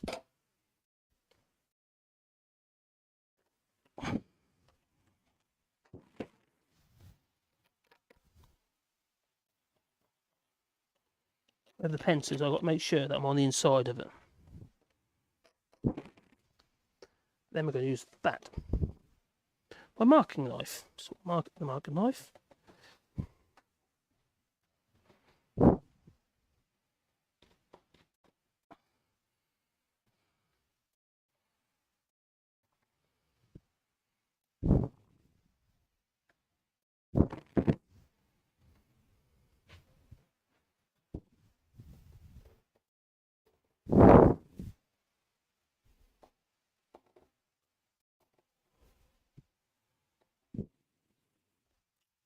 Oh, it's all there.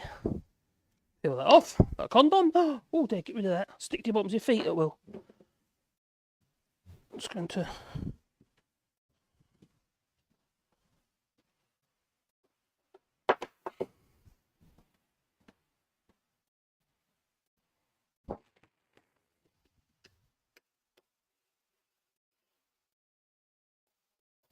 I walked the dogs already. I ain't making a lot of noise.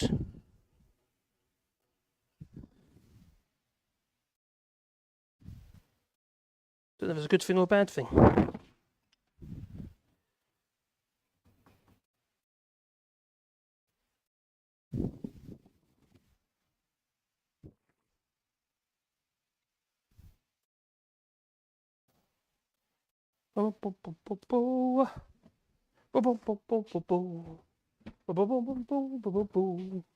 Oh, here we go again.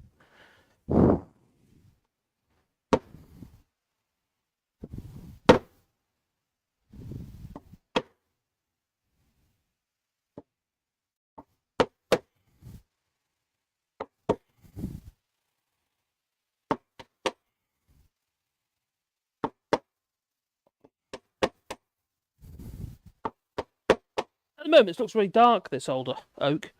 If you run it through a planer once, it'll be dark still. Run it through again, take another millimetre, millimetre and a half, maybe 2 mil off, and it'll be like patchy. And then take another pass, and it'll be light. Not quite as light as like a new kiln dried, but light.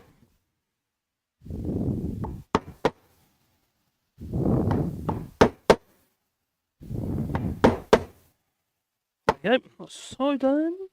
Blum, bum, bum, bum, bum.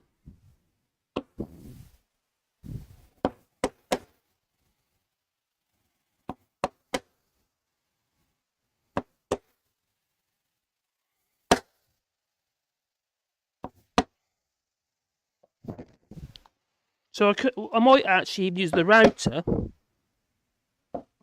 once I've gone round with the chisel to take the material out. The bulk of the material, then clean up with a chisel, which will save a bit of time.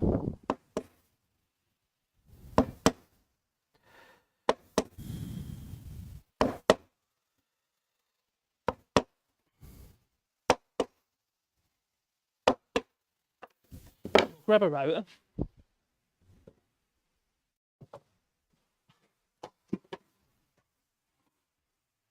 Bum, bum, bum, bum, bum. Oh, here's a router. Oh, it's my Makita. Oh.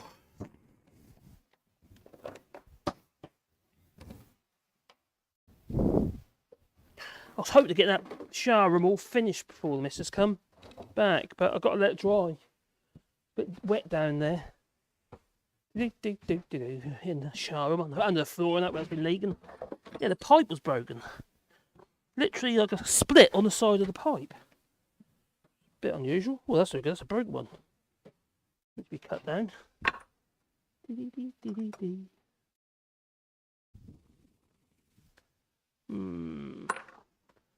bit bigger than that. That's better size. I need my key for the router. I've dropped the router bit on the floor. I can see it. There you go. When things are round, they will roll, wouldn't they?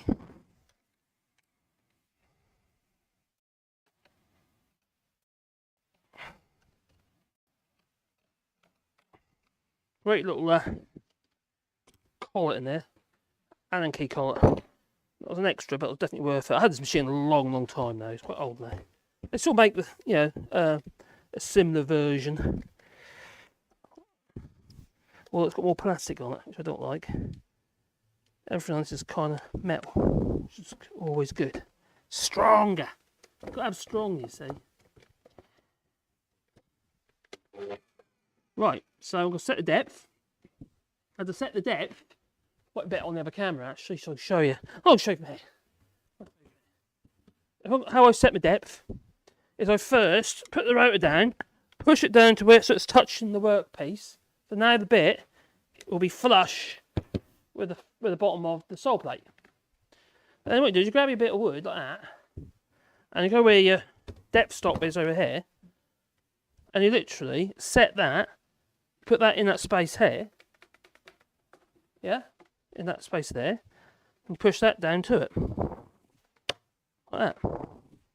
So now the router can only pass downwards to the depth of that piece of wood. But I don't want to go way down, do I? Because I want to have it a little bit proud. So what we're going to do is I'm going to screw that in a couple of times to make sure it's going to be proud. Probably about there. Yeah, there, that'll do. So it's going to stick out about 2 or 3 mil.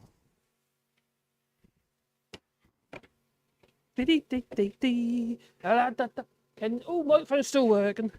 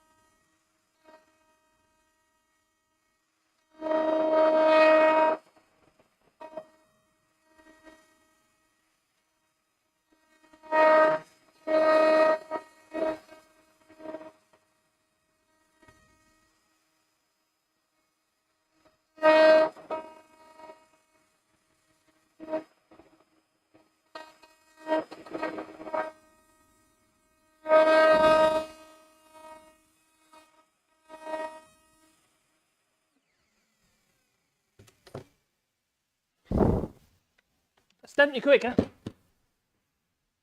But I've still got to clean the edges up. Because I'm not going to wipe the edge because you at risk of creating a bit of a wave without a jig. So all I'm going to do now is literally finish that with a chisel. Well, it's a bigger chisel. And peel off the edges with a bigger chisel. But it takes the bulk of the material out, right? As you can see. I think you can see all the way up there. You getting vertigo yet? No? You're not getting vertigo. Oh, that's good.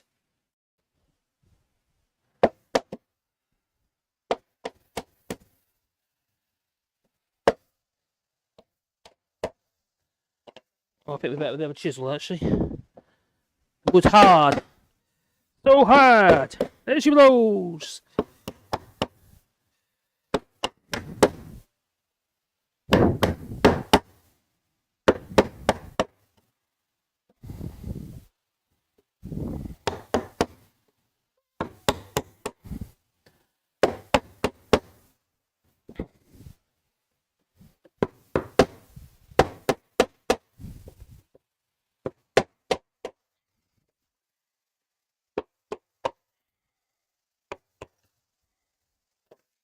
Right, oh, looking good.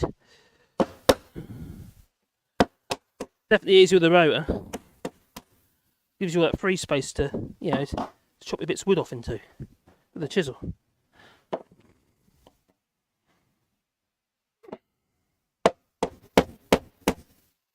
thing is, if you were making a jig, you'd want more than one jig. Because you need to make it more authentic, you want them to be all different sizes, your dovetails.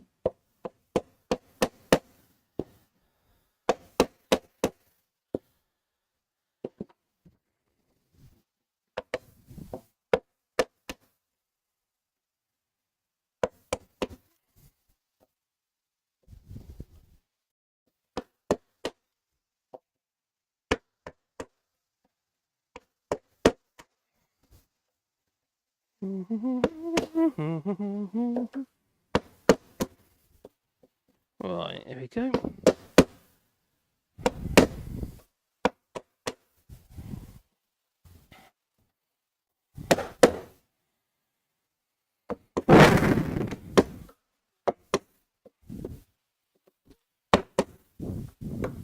If it's as good fit as the last one, I'll be happy.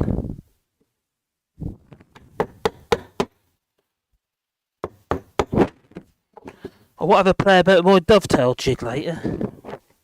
Make some boxes or something. That is with the rotor. It's a Lee dovetail jig I got. It's well used. I had for a long time.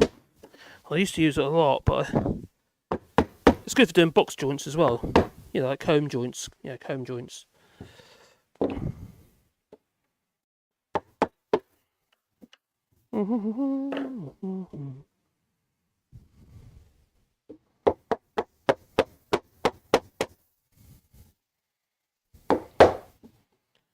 Okay.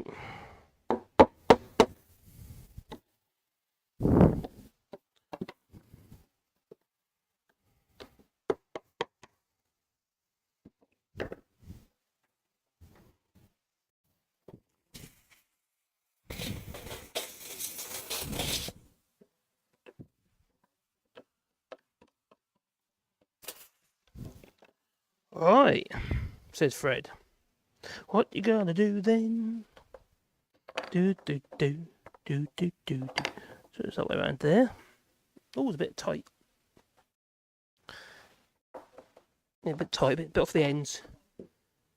We were getting nowhere, and so we had a cup of tea, and Charlie had a thought we should take off all the handles and the things that held the candles. It did no good, well, I never thought a word. There you go.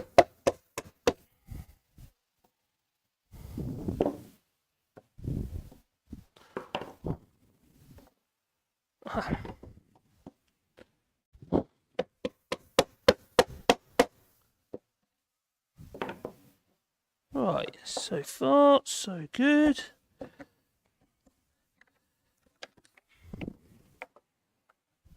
Oh, that's more like it. That's looking good. Hunky-dory it is. Hunky-dory. Just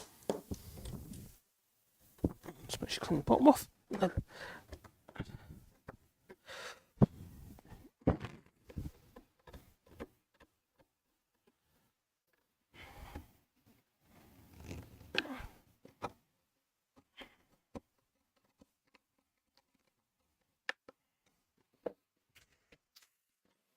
Right, there.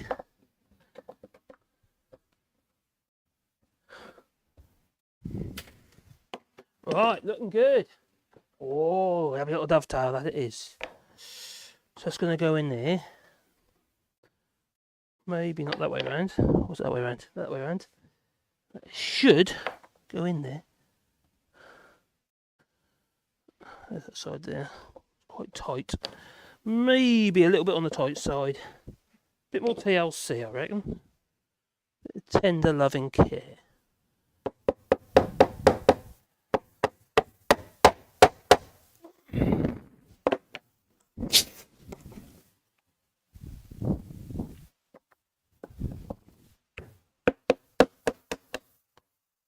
That's it. Ooh, can't get it out. It's too tight. Dear Mrs. goes back to the UK, visit the family, and she's already got food poisoning. Well, she's allergic to nuts, so yeah.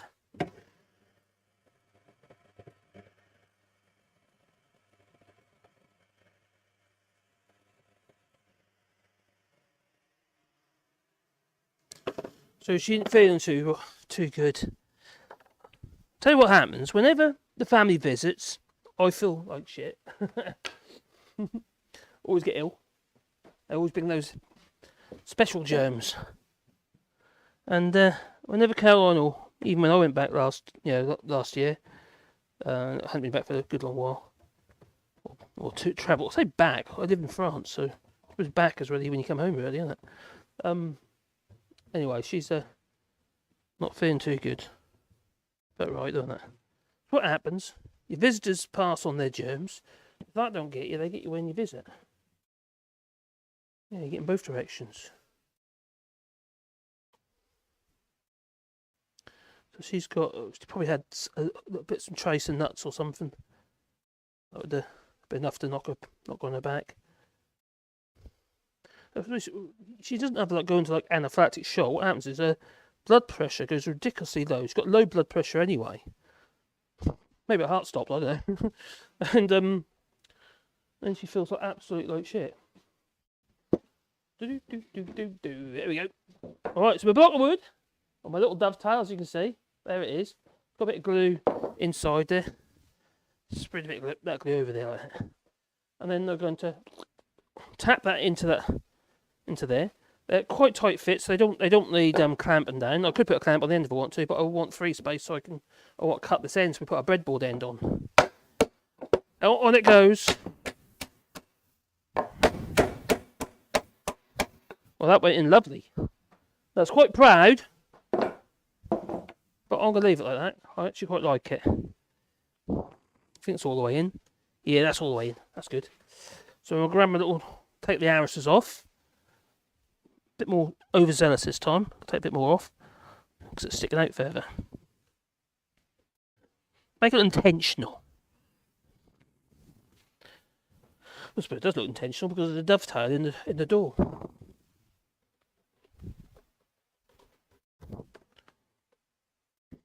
I suppose it would be a lot less work if I just went down the yard and bought all nice new clean timber. I don't know what it is. I just love making things where you're using old materials that you think potentially just get used for something either a bit rubbishy or not that useful, or into smaller pieces. Well, saying that, reclaimed timber it's getting hard and hard to come by now. It holds, not be funny. This wood here would have cost me more than new kiln dried, which seems a bit nuts. There's an English guy not far from here, near a place called Bellac. Conflon, and he's got a reclamation yard. in France. He also brings, or used to, I don't know if he does now, he probably don't now, obviously, for obvious reasons, brings stuff from the UK. He has a lot of reclaimed materials, like timber and stuff like that. I can remember going there, pick up some, I made a staircase from a oak beam, a 300mm oak beam, where the treads are like slotted into the oak beam. And, it's a few years ago now. This customer's a nutter, though. The staircase looked lovely. Looked really, really quite cool. But he didn't want handrails. And it comes off, there's like this little landing at the top that's self-supported. Basically, it's cantilevered landing. He got no handrails on it. Do you want no handrails? I said, I don't know. I told him, sorry, you either got handrails or you can find someone else to do this. I don't know part of it. As far as I'm concerned, it's not finished. So I did my part, and I buggered up because he buggered off because he was adamant that he didn't want handrails. It's crazy. You imagine it's on the mezzanine bedroom. I can just visualise it now. Either you or a guest is going to be up there, and you come out, you've got to pee in the middle of the night. You've got to come down the stairs, no handrail.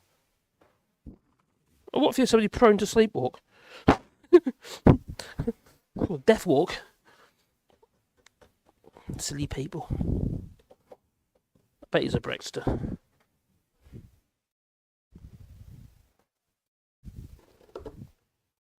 Alright, that's good. Did another staircase for another English chap. Not far from here either. And he was alright actually, he was, but he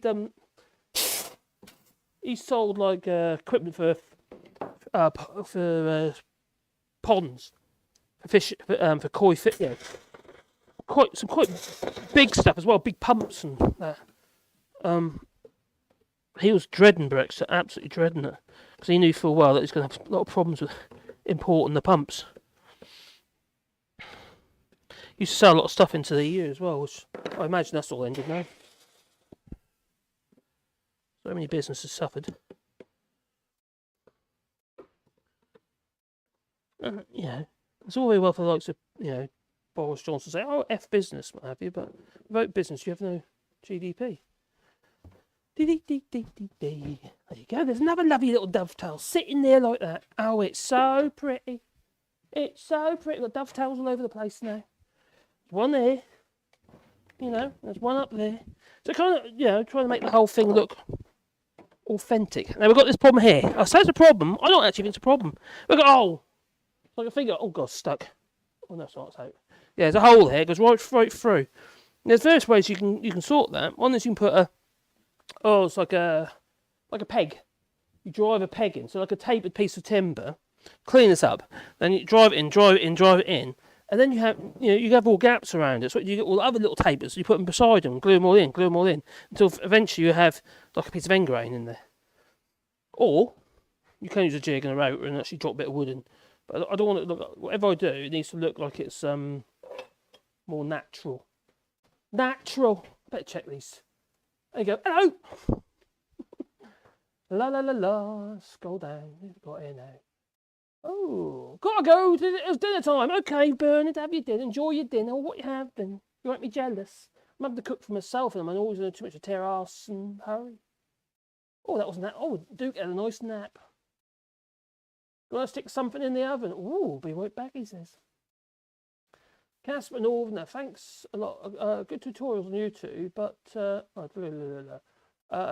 as a former artist, I would say just have some fun experimenting. Yeah, what's Casper Northerner said?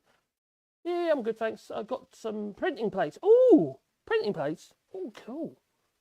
For Christmas. So I've been trying to print them with them, but mostly watching YouTube tutorials on how to. You just got to do it. You just got to go for it. It's like those who want to do YouTube and what have you. You just got to press record. You just got to do it, and yeah, you'll make a mess. You can always do it again, can't you? Until you get it right. So you learn by your mistakes. Simon says 55. I'm going to go through a lot of paint and ink. I bet you are. Have you thought about screen printing and stuff like that as well? You can make some spectacular stuff with screen printing. Oh, so just, I take this gonna be like these are plates on paper. I take it. There. Oh, did they go near the clamps? There's plenty of clamps to go near. Over there, got my clamps. That's not all of mine. That's probably half of my clamps. Crazy. I've been collecting them over the years, but they're the ones I use most of the time. The old sash clamps, the wooden sash clamps as well, with the metal ends, with the clips ends. They're quite good. And then I've got some big old hefty jobbies. We see some big old record hefty ones near the pillar drill. And I've got another big one like that as well, which is, where the hell's that? Where's that one? Can't even see it. What's happened to that clamp? I've got a, that's strange. It's not a sort of thing that goes very far because it weighs an absolute bomb. Must be next door. That's odd. Or up there, is it? Oh, it's up there, I can see it. Yeah, the green one. I've got another big one as well, which I've got to clean up. It's a bit rusty. It was given to me as it, as it is. Scroll down, scroll down. Bom, bom, bom, bom, bom.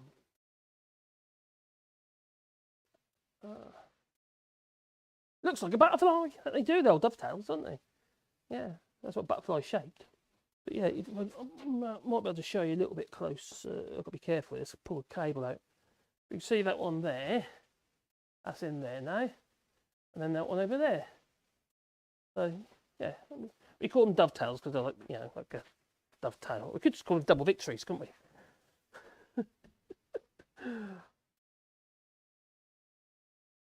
Just, yeah, obviously to stop the split going any further, and it helps create a bit of stability between the two sides. It don't really matter on there, to be honest, you know. Doesn't really matter now. But it just looks, makes it look interesting. And that is actually the top of the door. So that's the thing you're going to see every time you come up to the door. Is going to be all these knobbly bits. Right. So I think my next stage, I'm going to go.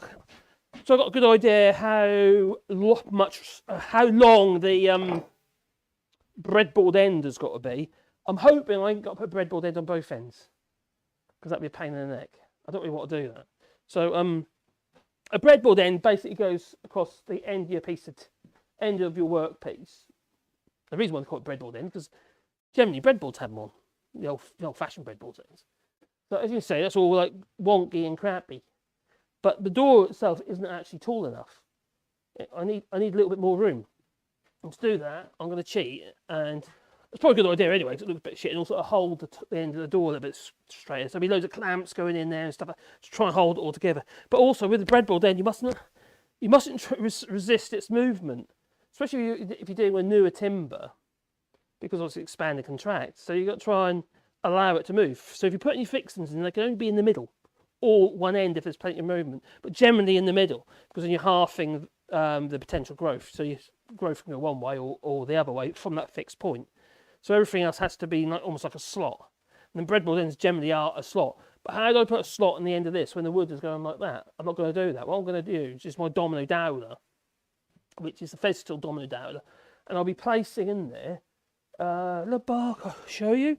If I can find one, I'll show you what a Festool domino dowel looks like. I can't see it at the minute. It's basically an oval piece of wood, and my Festool domino dowel makes an oval hole.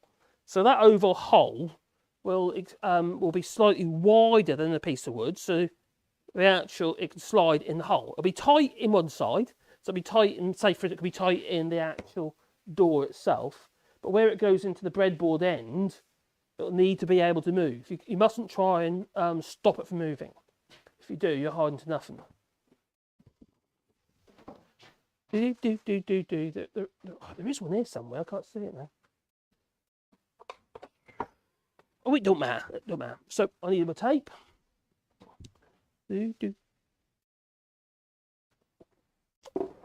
Right, so we need my tape. What have I done with tape? Oh, it's over there, isn't it? Well, it was. The tape's not there now. I've got a flipping computer monitor on the table saw. That ain't very helpful. Oh, there's my tape. It's my new tape. Got like a new tape.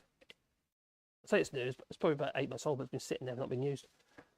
My height of my door is literally almost got to be the height of the opening, and it's 1920. That's the height. At the moment, we've got this lintel going across the top here.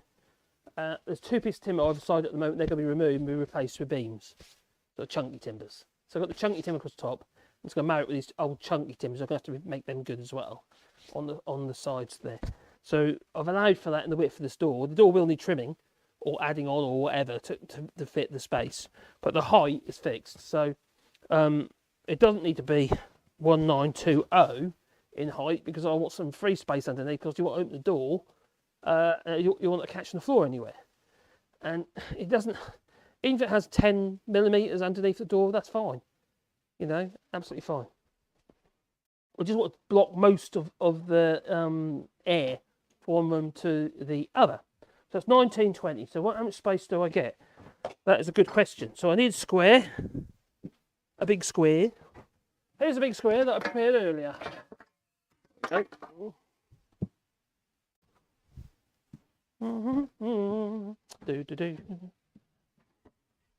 Right, so first of all, you need to know whereabouts it'll come across the bottom here. Don't mind that like that, about there, I reckon. So that's where I'm going to take it from. So what I'm going to do, right, maybe there. Let's mark that.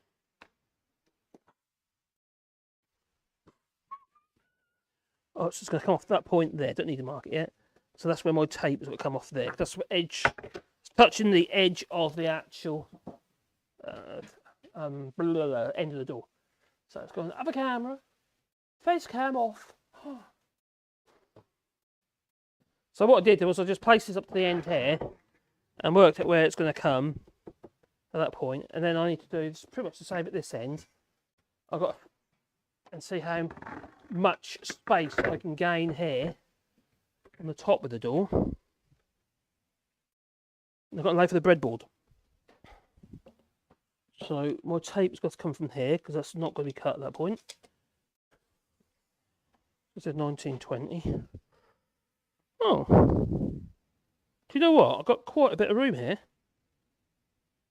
More room than I thought. So that's 1920, did I say, for the door height? Which is good.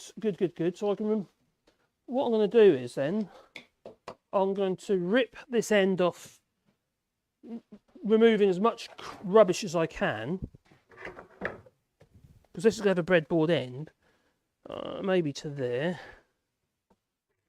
If I go to there, is that going to be too much? Have a look. I'm going from half.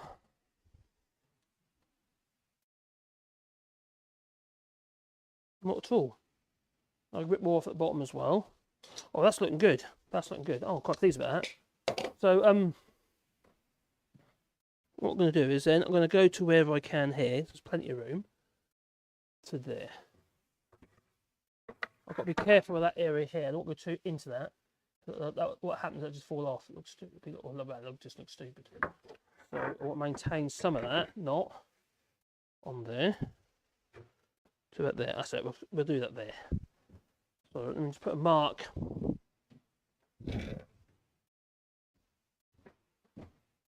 Hold that too.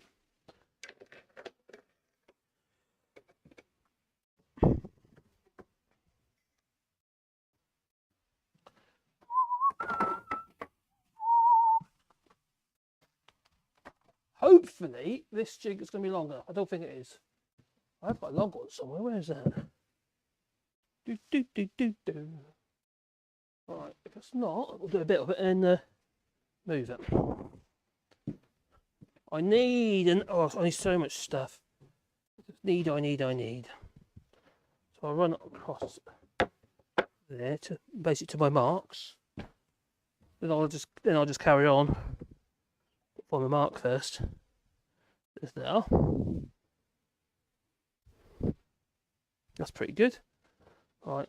I shouldn't need actually to move this, because I think I will need to on this because it's too undulated. So I'll put a clamp on that.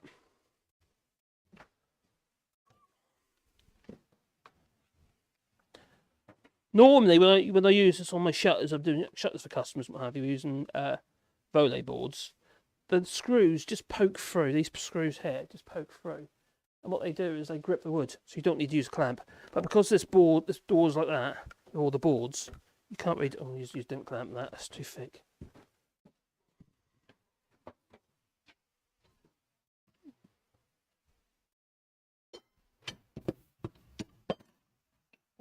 Bum, bum, bum, bum, bum, bum, bum.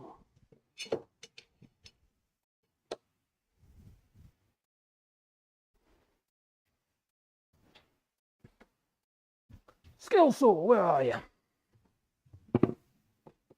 And yes, I need a new skill saw. It's crabbing. I've had it a long while, mind. The jig is made for this saw, so hopefully it'll cut through. Yeah, it'll cut through that. No worries. No worries. Hopefully I don't hit no nails. That'd be good. And you can see it fits the saw, so the blade has to go in the direction it's going to go in. Otherwise, it potentially go all over the place. And it's quite a good way of getting a really smooth, straight cut. And being putting a breadboard end on the end, it makes a lot of sense. Makes sense to me anyway.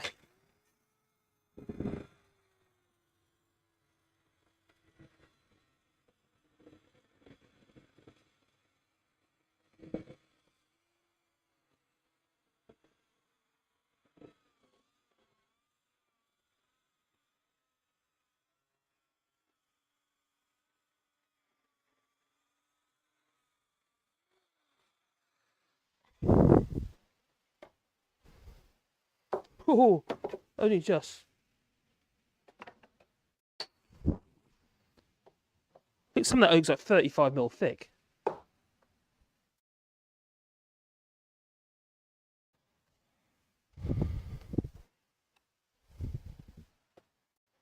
Blimey. Just lift that off there. As you see, I couldn't go all the way along. It's not long enough. I have got a longer one, but I don't know what I've done with it. I've got a longer one, is it in here?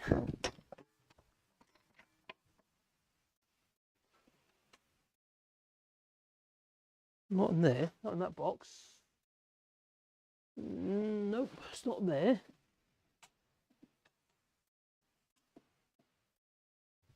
I wonder what I've done with that. I wonder. Yeah, I have a longer one of those. It's the open-ended one as well, so you can just go straight off the end. Well, I don't know. Oh well, it don't matter. Now I'm part way through. I've got my direction. I can carry on by hand. Just wing it now.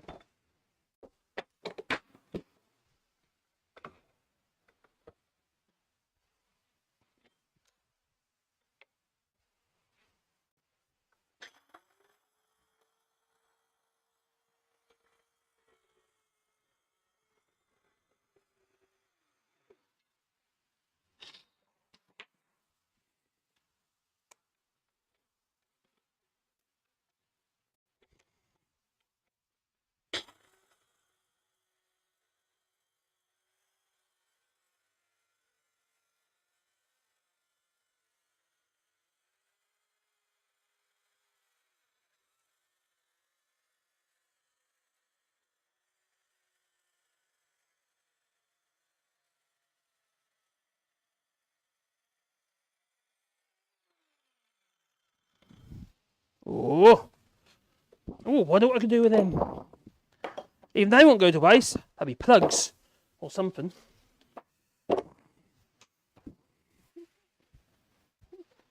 Right, so that's that end. So I've got to do the same with the other end now. And whatever height I want that to be, we plus its breadboard end.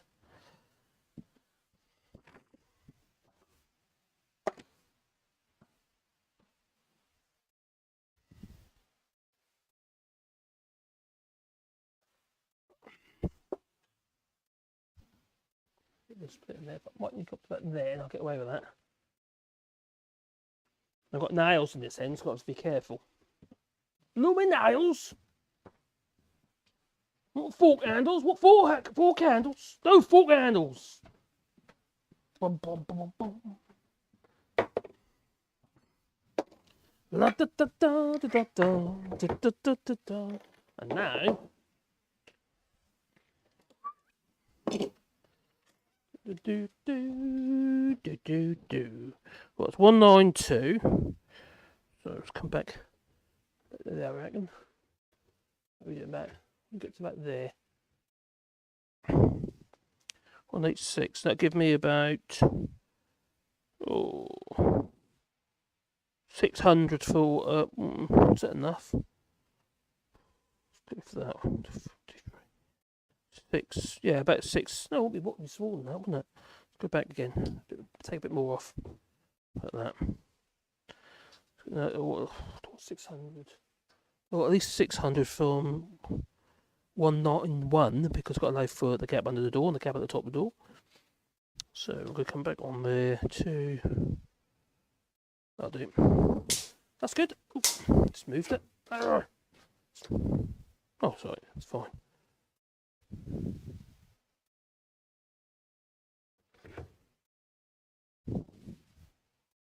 One, 9, 2.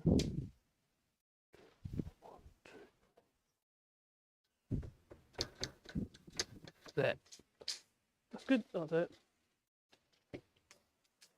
Now, whenever you put your tape away, never let it just bash back in the hand. What happens is when you do that, that does that. It can actually catch you, but equally you'll put a kink in your tape. And so if you do that, well, that goes back like that, and put a kink in the tape, which I just did. Oh, you fool! I just beat that out of that quickly before I forget about it.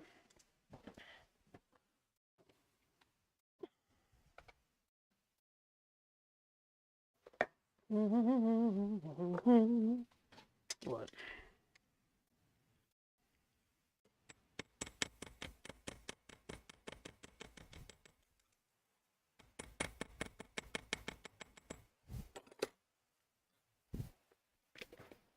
Hey, you did it. That's good. Right.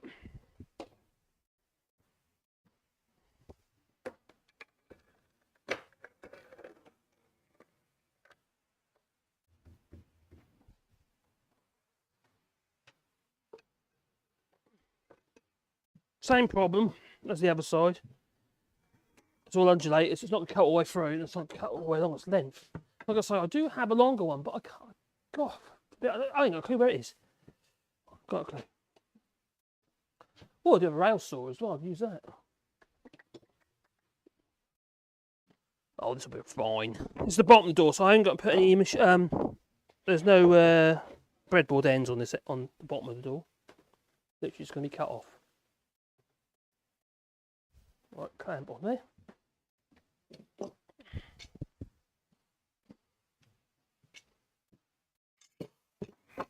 Oh God! Right, that's it.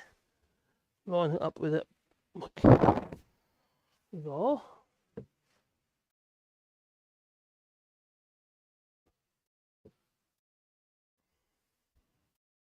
Like so. Let's grab my saw.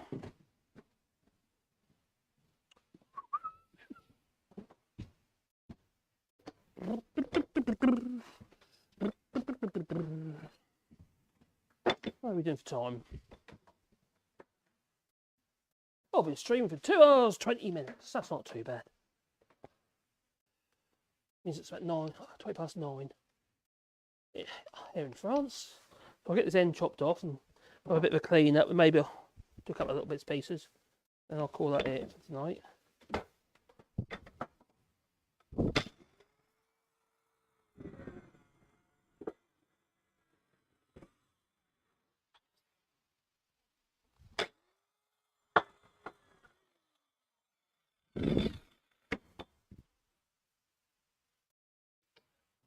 Something's not right there.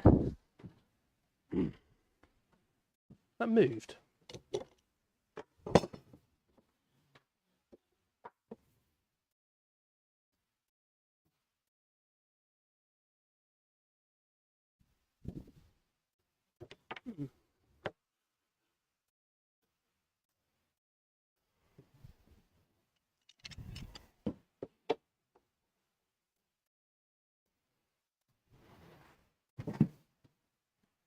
binding.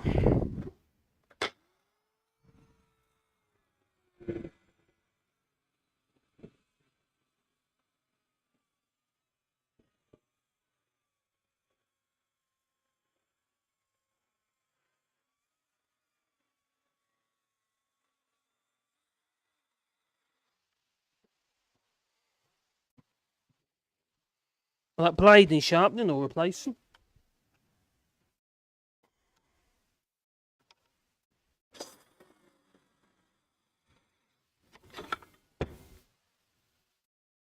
Oh, there's a wall blade in there. That just needs sharpening.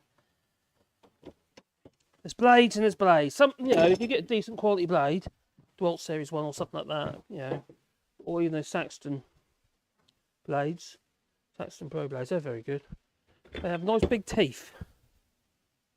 So this blade here can be sharpened again and again and again because the teeth are nice and big. And it's a good solid steel blade. So even if it's in your tiny little saw, you know, and they're good quality teeth on there. That's a DeWalt one, this one is. Or one of the DeWalt range. There's DeWalt and there's DeWalt, obviously.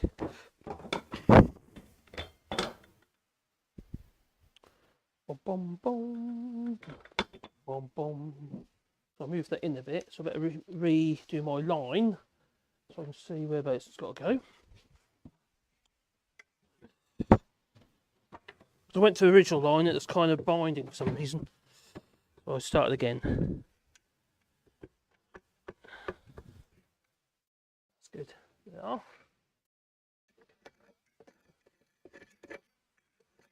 Up.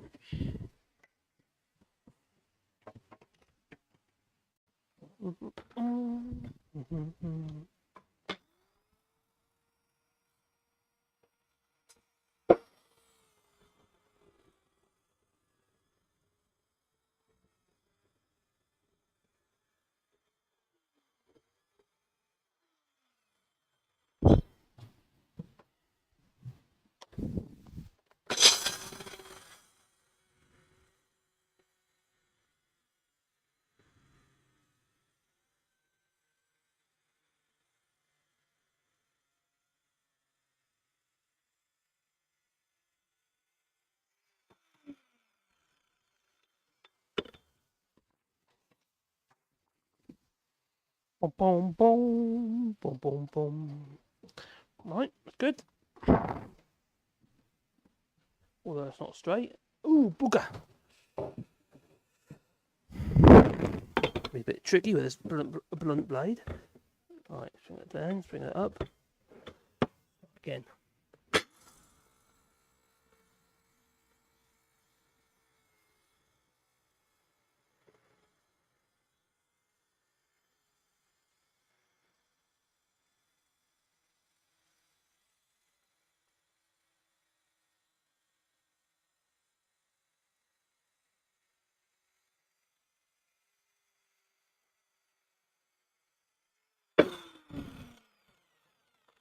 Okay. Right, let's get these tools out of the way.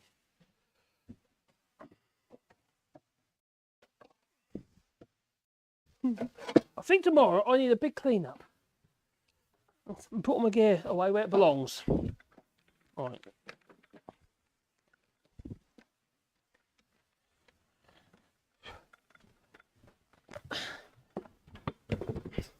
This wood here is probably, I think we measured it, it's about 8%, between 8 and 9% moisture content, this old wood.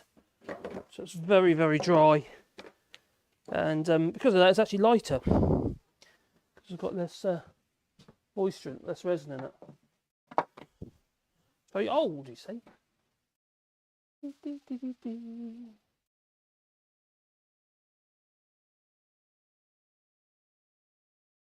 Oh, well, most light boxes are simple, like an aquarium light box. It's more about shape and what source bulbs, LEDs. Oh, what are we talking about? We're talking about light boxes. What sort of light box are you talking about? Are you talking for drawing or?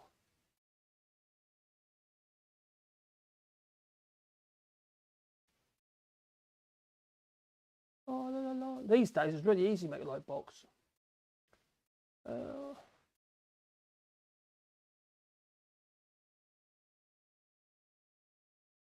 Yeah, if you've got a bit of opaque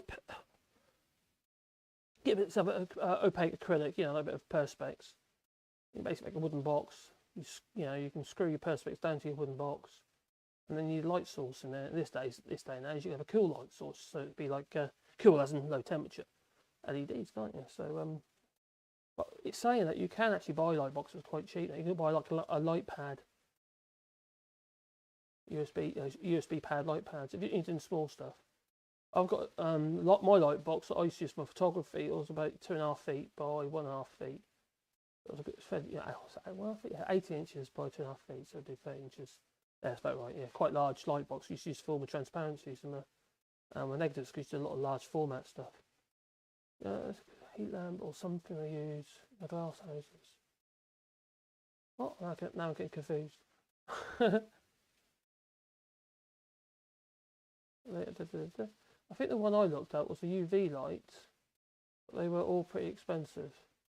Well, UV lights don't need to be expensive. If you can't making your own, all you need is a basic box with your pad up with a you know, obviously whatever you put on the top needs to be strong enough to hold you leaning on, especially if it's large. If you go to a sign writers, you know, people who make signs, they'll have all sorts of perspex or polycarbonate, you know, offcuts and stuff like that. They'll sell cheap. That's where I got mine from. Use a bit of perspex, a bit of white perspex is what I use.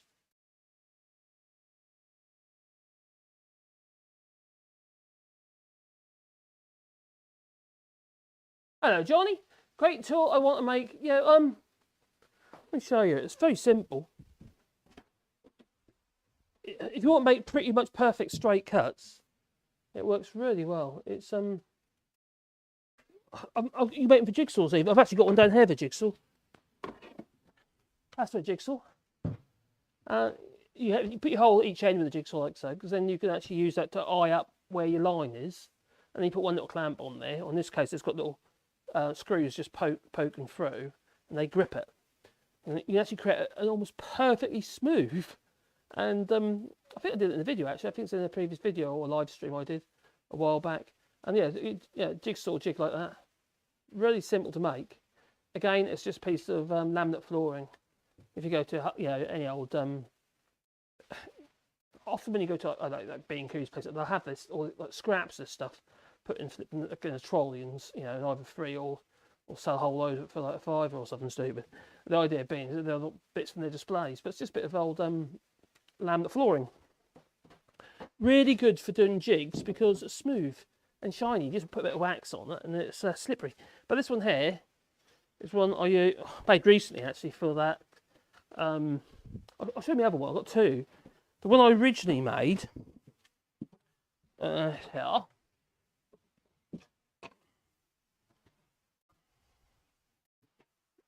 is this one here. And this one has been used to death. It really has. And it was great when the saw was new and it didn't crab at all. When the blade gets a bit tired, it also is a bit of an issue. But it worked. Very, very simple to make. As you see, really, really simple to make. Same thing, the screws just about poke through. For the kind of purpose I was using it for, cutting into shuts, it didn't matter that they were poking through and getting little dimples in the wood. And not at all. Just don't do it in your 4 mica. But then I decided to make another one, which had a stop at the end, like so, to hold it all together, and your fence either side. But obviously it's made just for that skill saw that I was using a moment ago. The width fits in there. Simple as that. And you cut the slot at the top, but basically you make this without the slot, and then you cut the slot with the saw. And so you've got the entry point here, and then it stops that end. So this is far better because it stops any straying, so you end it much smoother and straighter cut. It works really well. Simple ideas are the best. Yes, you can get like Festool rail saws and stuff like that, but if you want to spend 600 quid on a T55 or something, it's a lot of money, isn't it? On a skill saw. You might already have one. So it's a good go. It's not a plunge saw, but it's yeah. If you're just doing cutting the ends of doors off, stuff like that, or if you just want a straight cut, it works really well. And the same principle is what I use on my rail saw, which is through there. And it's literally a piece of that square alley plaster straight edge, basically. and I've made it into a carriage that slides over the top of it. And I can place my Wayne edge timber, or any timber, under the edge of that board, and wherever the line is where it cuts. And then I can literally just run my saw along that. And it's be perfectly straight, literally perfectly straight. Providing the blade is sharp and you've got a reasonably good saw. I've used that rail saw so much, I'm on my third saw. It's, you know, I used to buy cheapy saws for it. But then I decided to get this big old Makita one for it, and it's been brilliant. Makes you wonder why you buy these budget tools. I suppose, yeah, you buy what you can afford, don't you, at the time. Just need to do the job, you see. But yeah, it works. So, it's all about photons. Try a glass house that uses bulbs. After a while, they'll switch, and the old ones are cheap but still work. I'm really confused about these bulbs using it. Are they the UV bulbs, or are you talking about? It's all about the photons. Are you talking about old sodiums, or try getting an old chicken lamp? I've got one actually in my. I've got one here. Some an old chicken lamp. No light but good heat. Try an old chicken lamp. Oh, I see. Porcelain one. I got what you mean. I'm very confused. What are we doing with this? I'm confused. A-frame and cardboard boxes. Oh my God, what are we talking about now? I'm really confused. I'm going backwards, you see, with these chats. Oh, I see. It could be a heat lamp or something used in glass houses. Well, you've got the tube heaters. If you're talking about heaters, the electric tube heaters, they usually have 400 odd watts, or it could be anything up to 1,000 watt, if not big in some cases. We're talking about like a heat box now. I might get there in a minute. A chrome light box. What source? Bulbs. Okay. Burning designs onto screens. Ah. Burning designs onto the screens.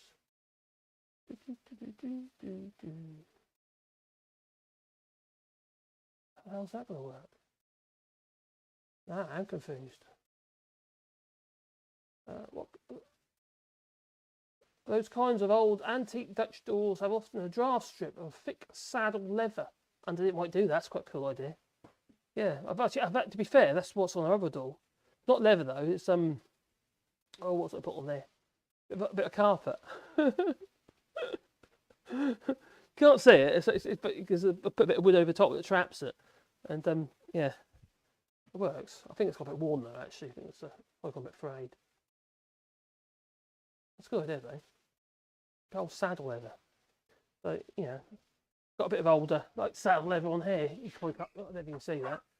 Maybe not. No, you can't.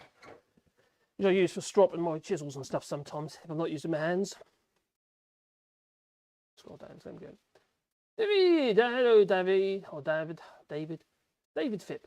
I've missed it. Oh, I may have missed it. If the breadboard end is at the top, what stops the tongues slipping down? Well, friction, but also I put a blob of glue on one side.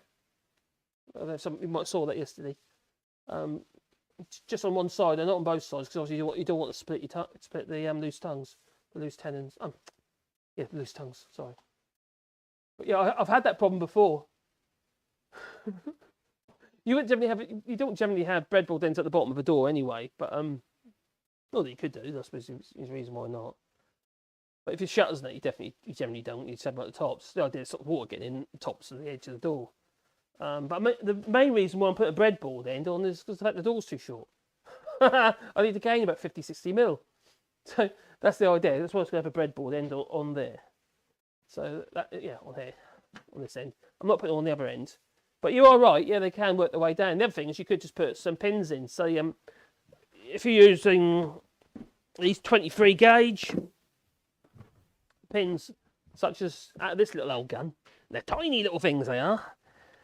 You won't see them, but they will obviously stop the tongues. But only do it on one side again, because obviously you mustn't resist its width.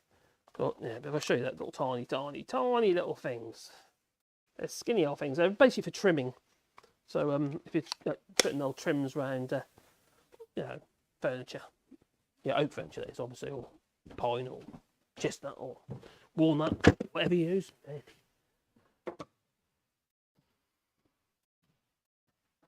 Feet are killing me. Fat body, little feet. That's what it is. That's a syndrome, I think. And I've got a plantar fascia. Oh, my food duration's quite good today. That's quite good. I missed it. Ah, no way, buddy. Yeah. I don't expect people to be here all the way through. You know, no one's going to do that, are they? Got things you've got to do as well, haven't you? You know. We'll try an old chicken lamp. Chicken lamp. I've got an old chicken lamp. I said that a moment ago. What's going on here? Oh, thanks for helping me find my grinder. That was very good. Not that grinder. I ain't got that app on my phone, I promise. Ugh, scares me, that would. I'd be totally gutless for that sort of stuff. Besides, I'm married. I don't think I'd... Yeah, no. No. The wrath of the missus, I don't think I could survive it. So, yeah. Right, so I'll just move this out of the way. That's quite good using the router, actually. That's quick. Even without a jig. You get the bulky material out and it allows you to, you know, give you some space to move your chisel into. Yeah, to peel the wood into. So that one looked good, I like that. That one looked good as well, I like that. So,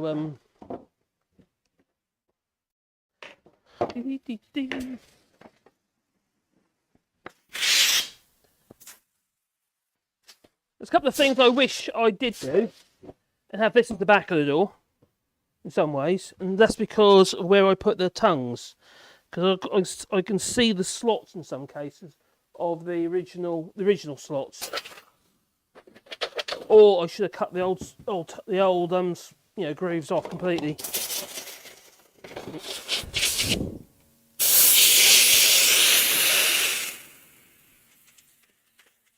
I suppose it don't matter. Oh, straight into my router, router drawer. All the dust.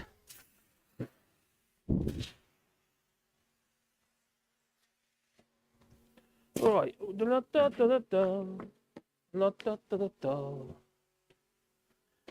Into the bucket.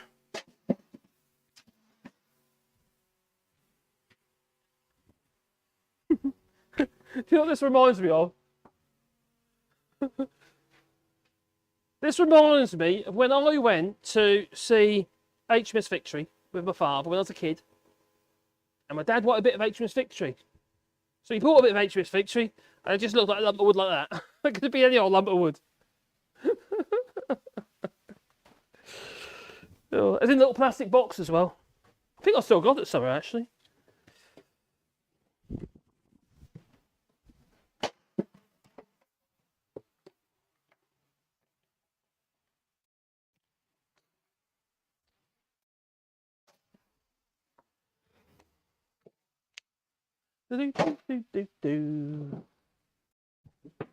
Ah, clamps everywhere. Got to have your clamps. You can't have too many clamps. I don't care what people say. You got too many clamps. No, I have not got enough. I'll have you know. Oh, what a miss. Oh, another miss. Near the wood burner, that will do. Where's my pencil? What's over there?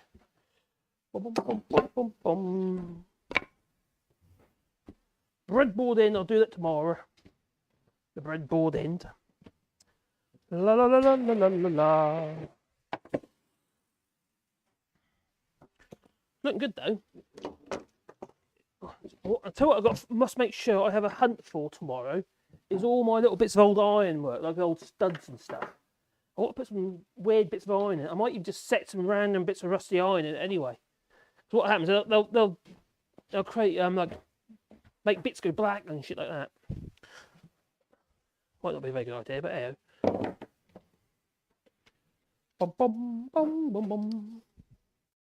104. How wide did we say? 104, 12, 80. 12, 80 less. 220, 60, 106. So 104 with... Maybe I'll keep that. And what's this? That is the opening edge as well. Boom, boom, boom. I know I'm mumbling to myself. Mumble, mumble, mumble, mumble. It'll work. Oh, I need it. Might need another one in there. And that one might be important. A bit of split in there. So I might put another one in there. That one I actually put a screw in there. That's fine. I could do that without, I suppose. Not really going to notice the feet, are you? It's not aesthetically. It's not really going to add anything. Now I was having an arm whether to put a little window in it. If I put, I might just put it in this board. Just a random little window. I know it allows some wind in, wind through, but with some like little wooden bars, sort of tape. It's hard to explain. I've done them before, but they look really cool.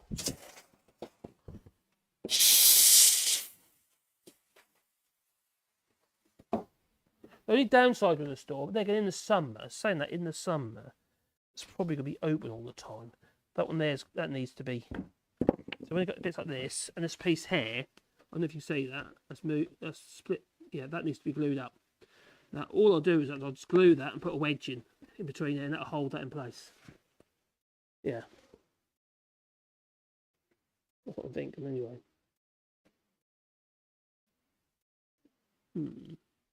I might even, where that tongue is at there, I might even slip that piece of wood in there. But what I'm going to do is, I'll glue that, do it now, and then put a wedge in just to hold that too. And that'll be enough to hold it. Use the air line again to make sure the glue goes to the bottom.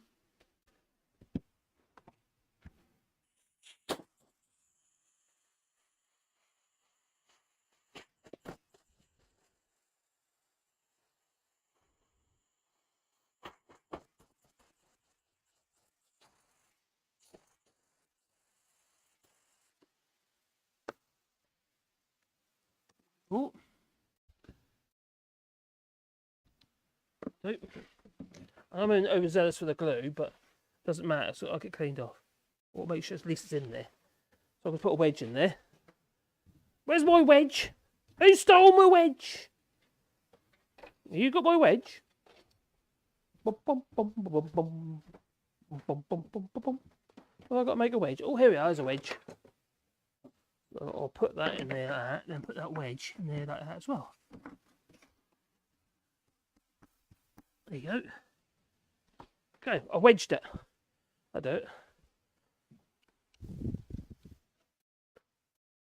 That one's going to need something for this. What am I going to do with that? The fact it's got like a thumb hole all the way through is quite hilarious. I get like a, yeah, I'll get chisel on it if you like and clean it up that way. And it's got a lot of soft material that you can't get in with a wire brush.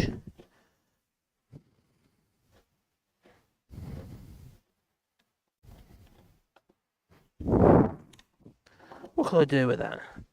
So I could put a tapered dowel in there and just wing it that way. I'm not worried at the back of the door. This is the hinge side of the door, remember, right? Yeah, it is. It's the hinge side. So not really that important, is it? I kind of like it. Am I sad? I think I'm a bit sad, really, aren't I? I like these knobbly bits. It's a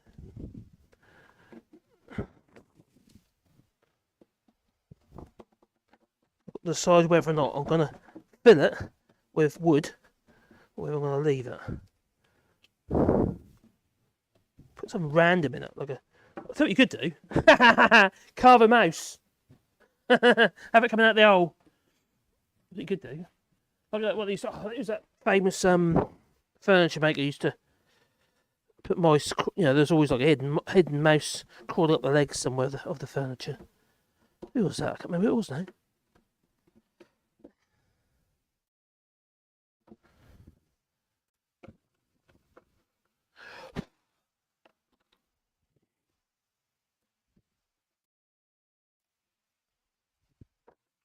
We'll see. Might come up with an idea with that.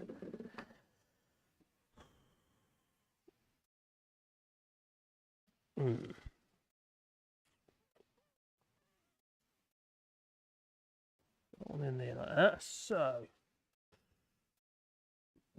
that hole here is actually that hole there is Death Watch beetle. It's come and gone. It's old. It's ancient. That needs some TLC. Well, I think that's looking good. Well, and what I'm going to do tomorrow, before I go live, I'll go live again tomorrow.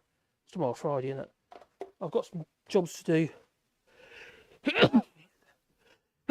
in the morning when I get my video card, and then I'll go live again. Maybe in the afternoon, maybe in the evening. Really depends. Got to think about the dogs. Got to be able to walk the dogs today. So tomorrow we need to install the breadboard end on there. I need to work out what I'm going to do with that. I'm not worried about the width of the door at the moment, because it's really going to depend on what space I'm left with when I put the two beams in, where the door's going to be hung on. There's also got to flip the door over again, and there'll be some more TLC to do on the back of the door. But you know, it's coming along. There's a few bits of TLC I want to do as well. I see here and there.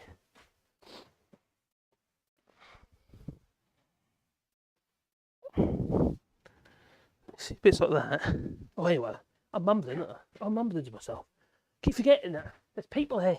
There's people. Hello, people. If infrared light would also do, you could build a Dutch oven with tea lights. Cool. I built one for under a tenner.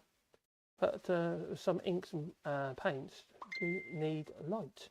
Oh, who's that? It's the missus. She telling me off or something? What have I done wrong now?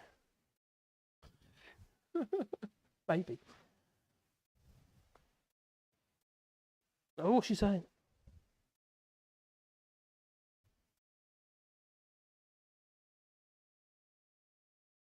Oh, apparently I've got someone else's dog. Don't know when. I ain't got a clue. Oh, not a clue. I haven't got a clue. Apparently I got Lulu for a couple of days. That's going to be handy. Not when I'm on my own. I've got to walk the dogs. Be 4 dogs. Oh, God. Oh, okay. I'm mumbling now. So what I'm going to do, I'm going to call it because it's only 3 hours now anyway. So I'd like to thank everybody who has joined us. And I'll go live again tomorrow and we'll see if we can get this door almost finished. Yeah. I love the little dovetails. It's not good. It's not good. So what else we can do? Quirk it up a bit. So I'm glad you guys have been able to help each other. That's pretty cool. Casper Northern and Simon says like this. Ta-ta! Says Lefty Boater. So yeah, thanks everybody. So I'm going to make a move. My feet are absolutely killing me. I can hear my dogs. They're probably, where's my daddy gone? And they haven't come through, so probably because I shut the door. So yeah. I better go and see them. So yeah, cheers everybody. Oh, Albridge. See you all. Ta-ta.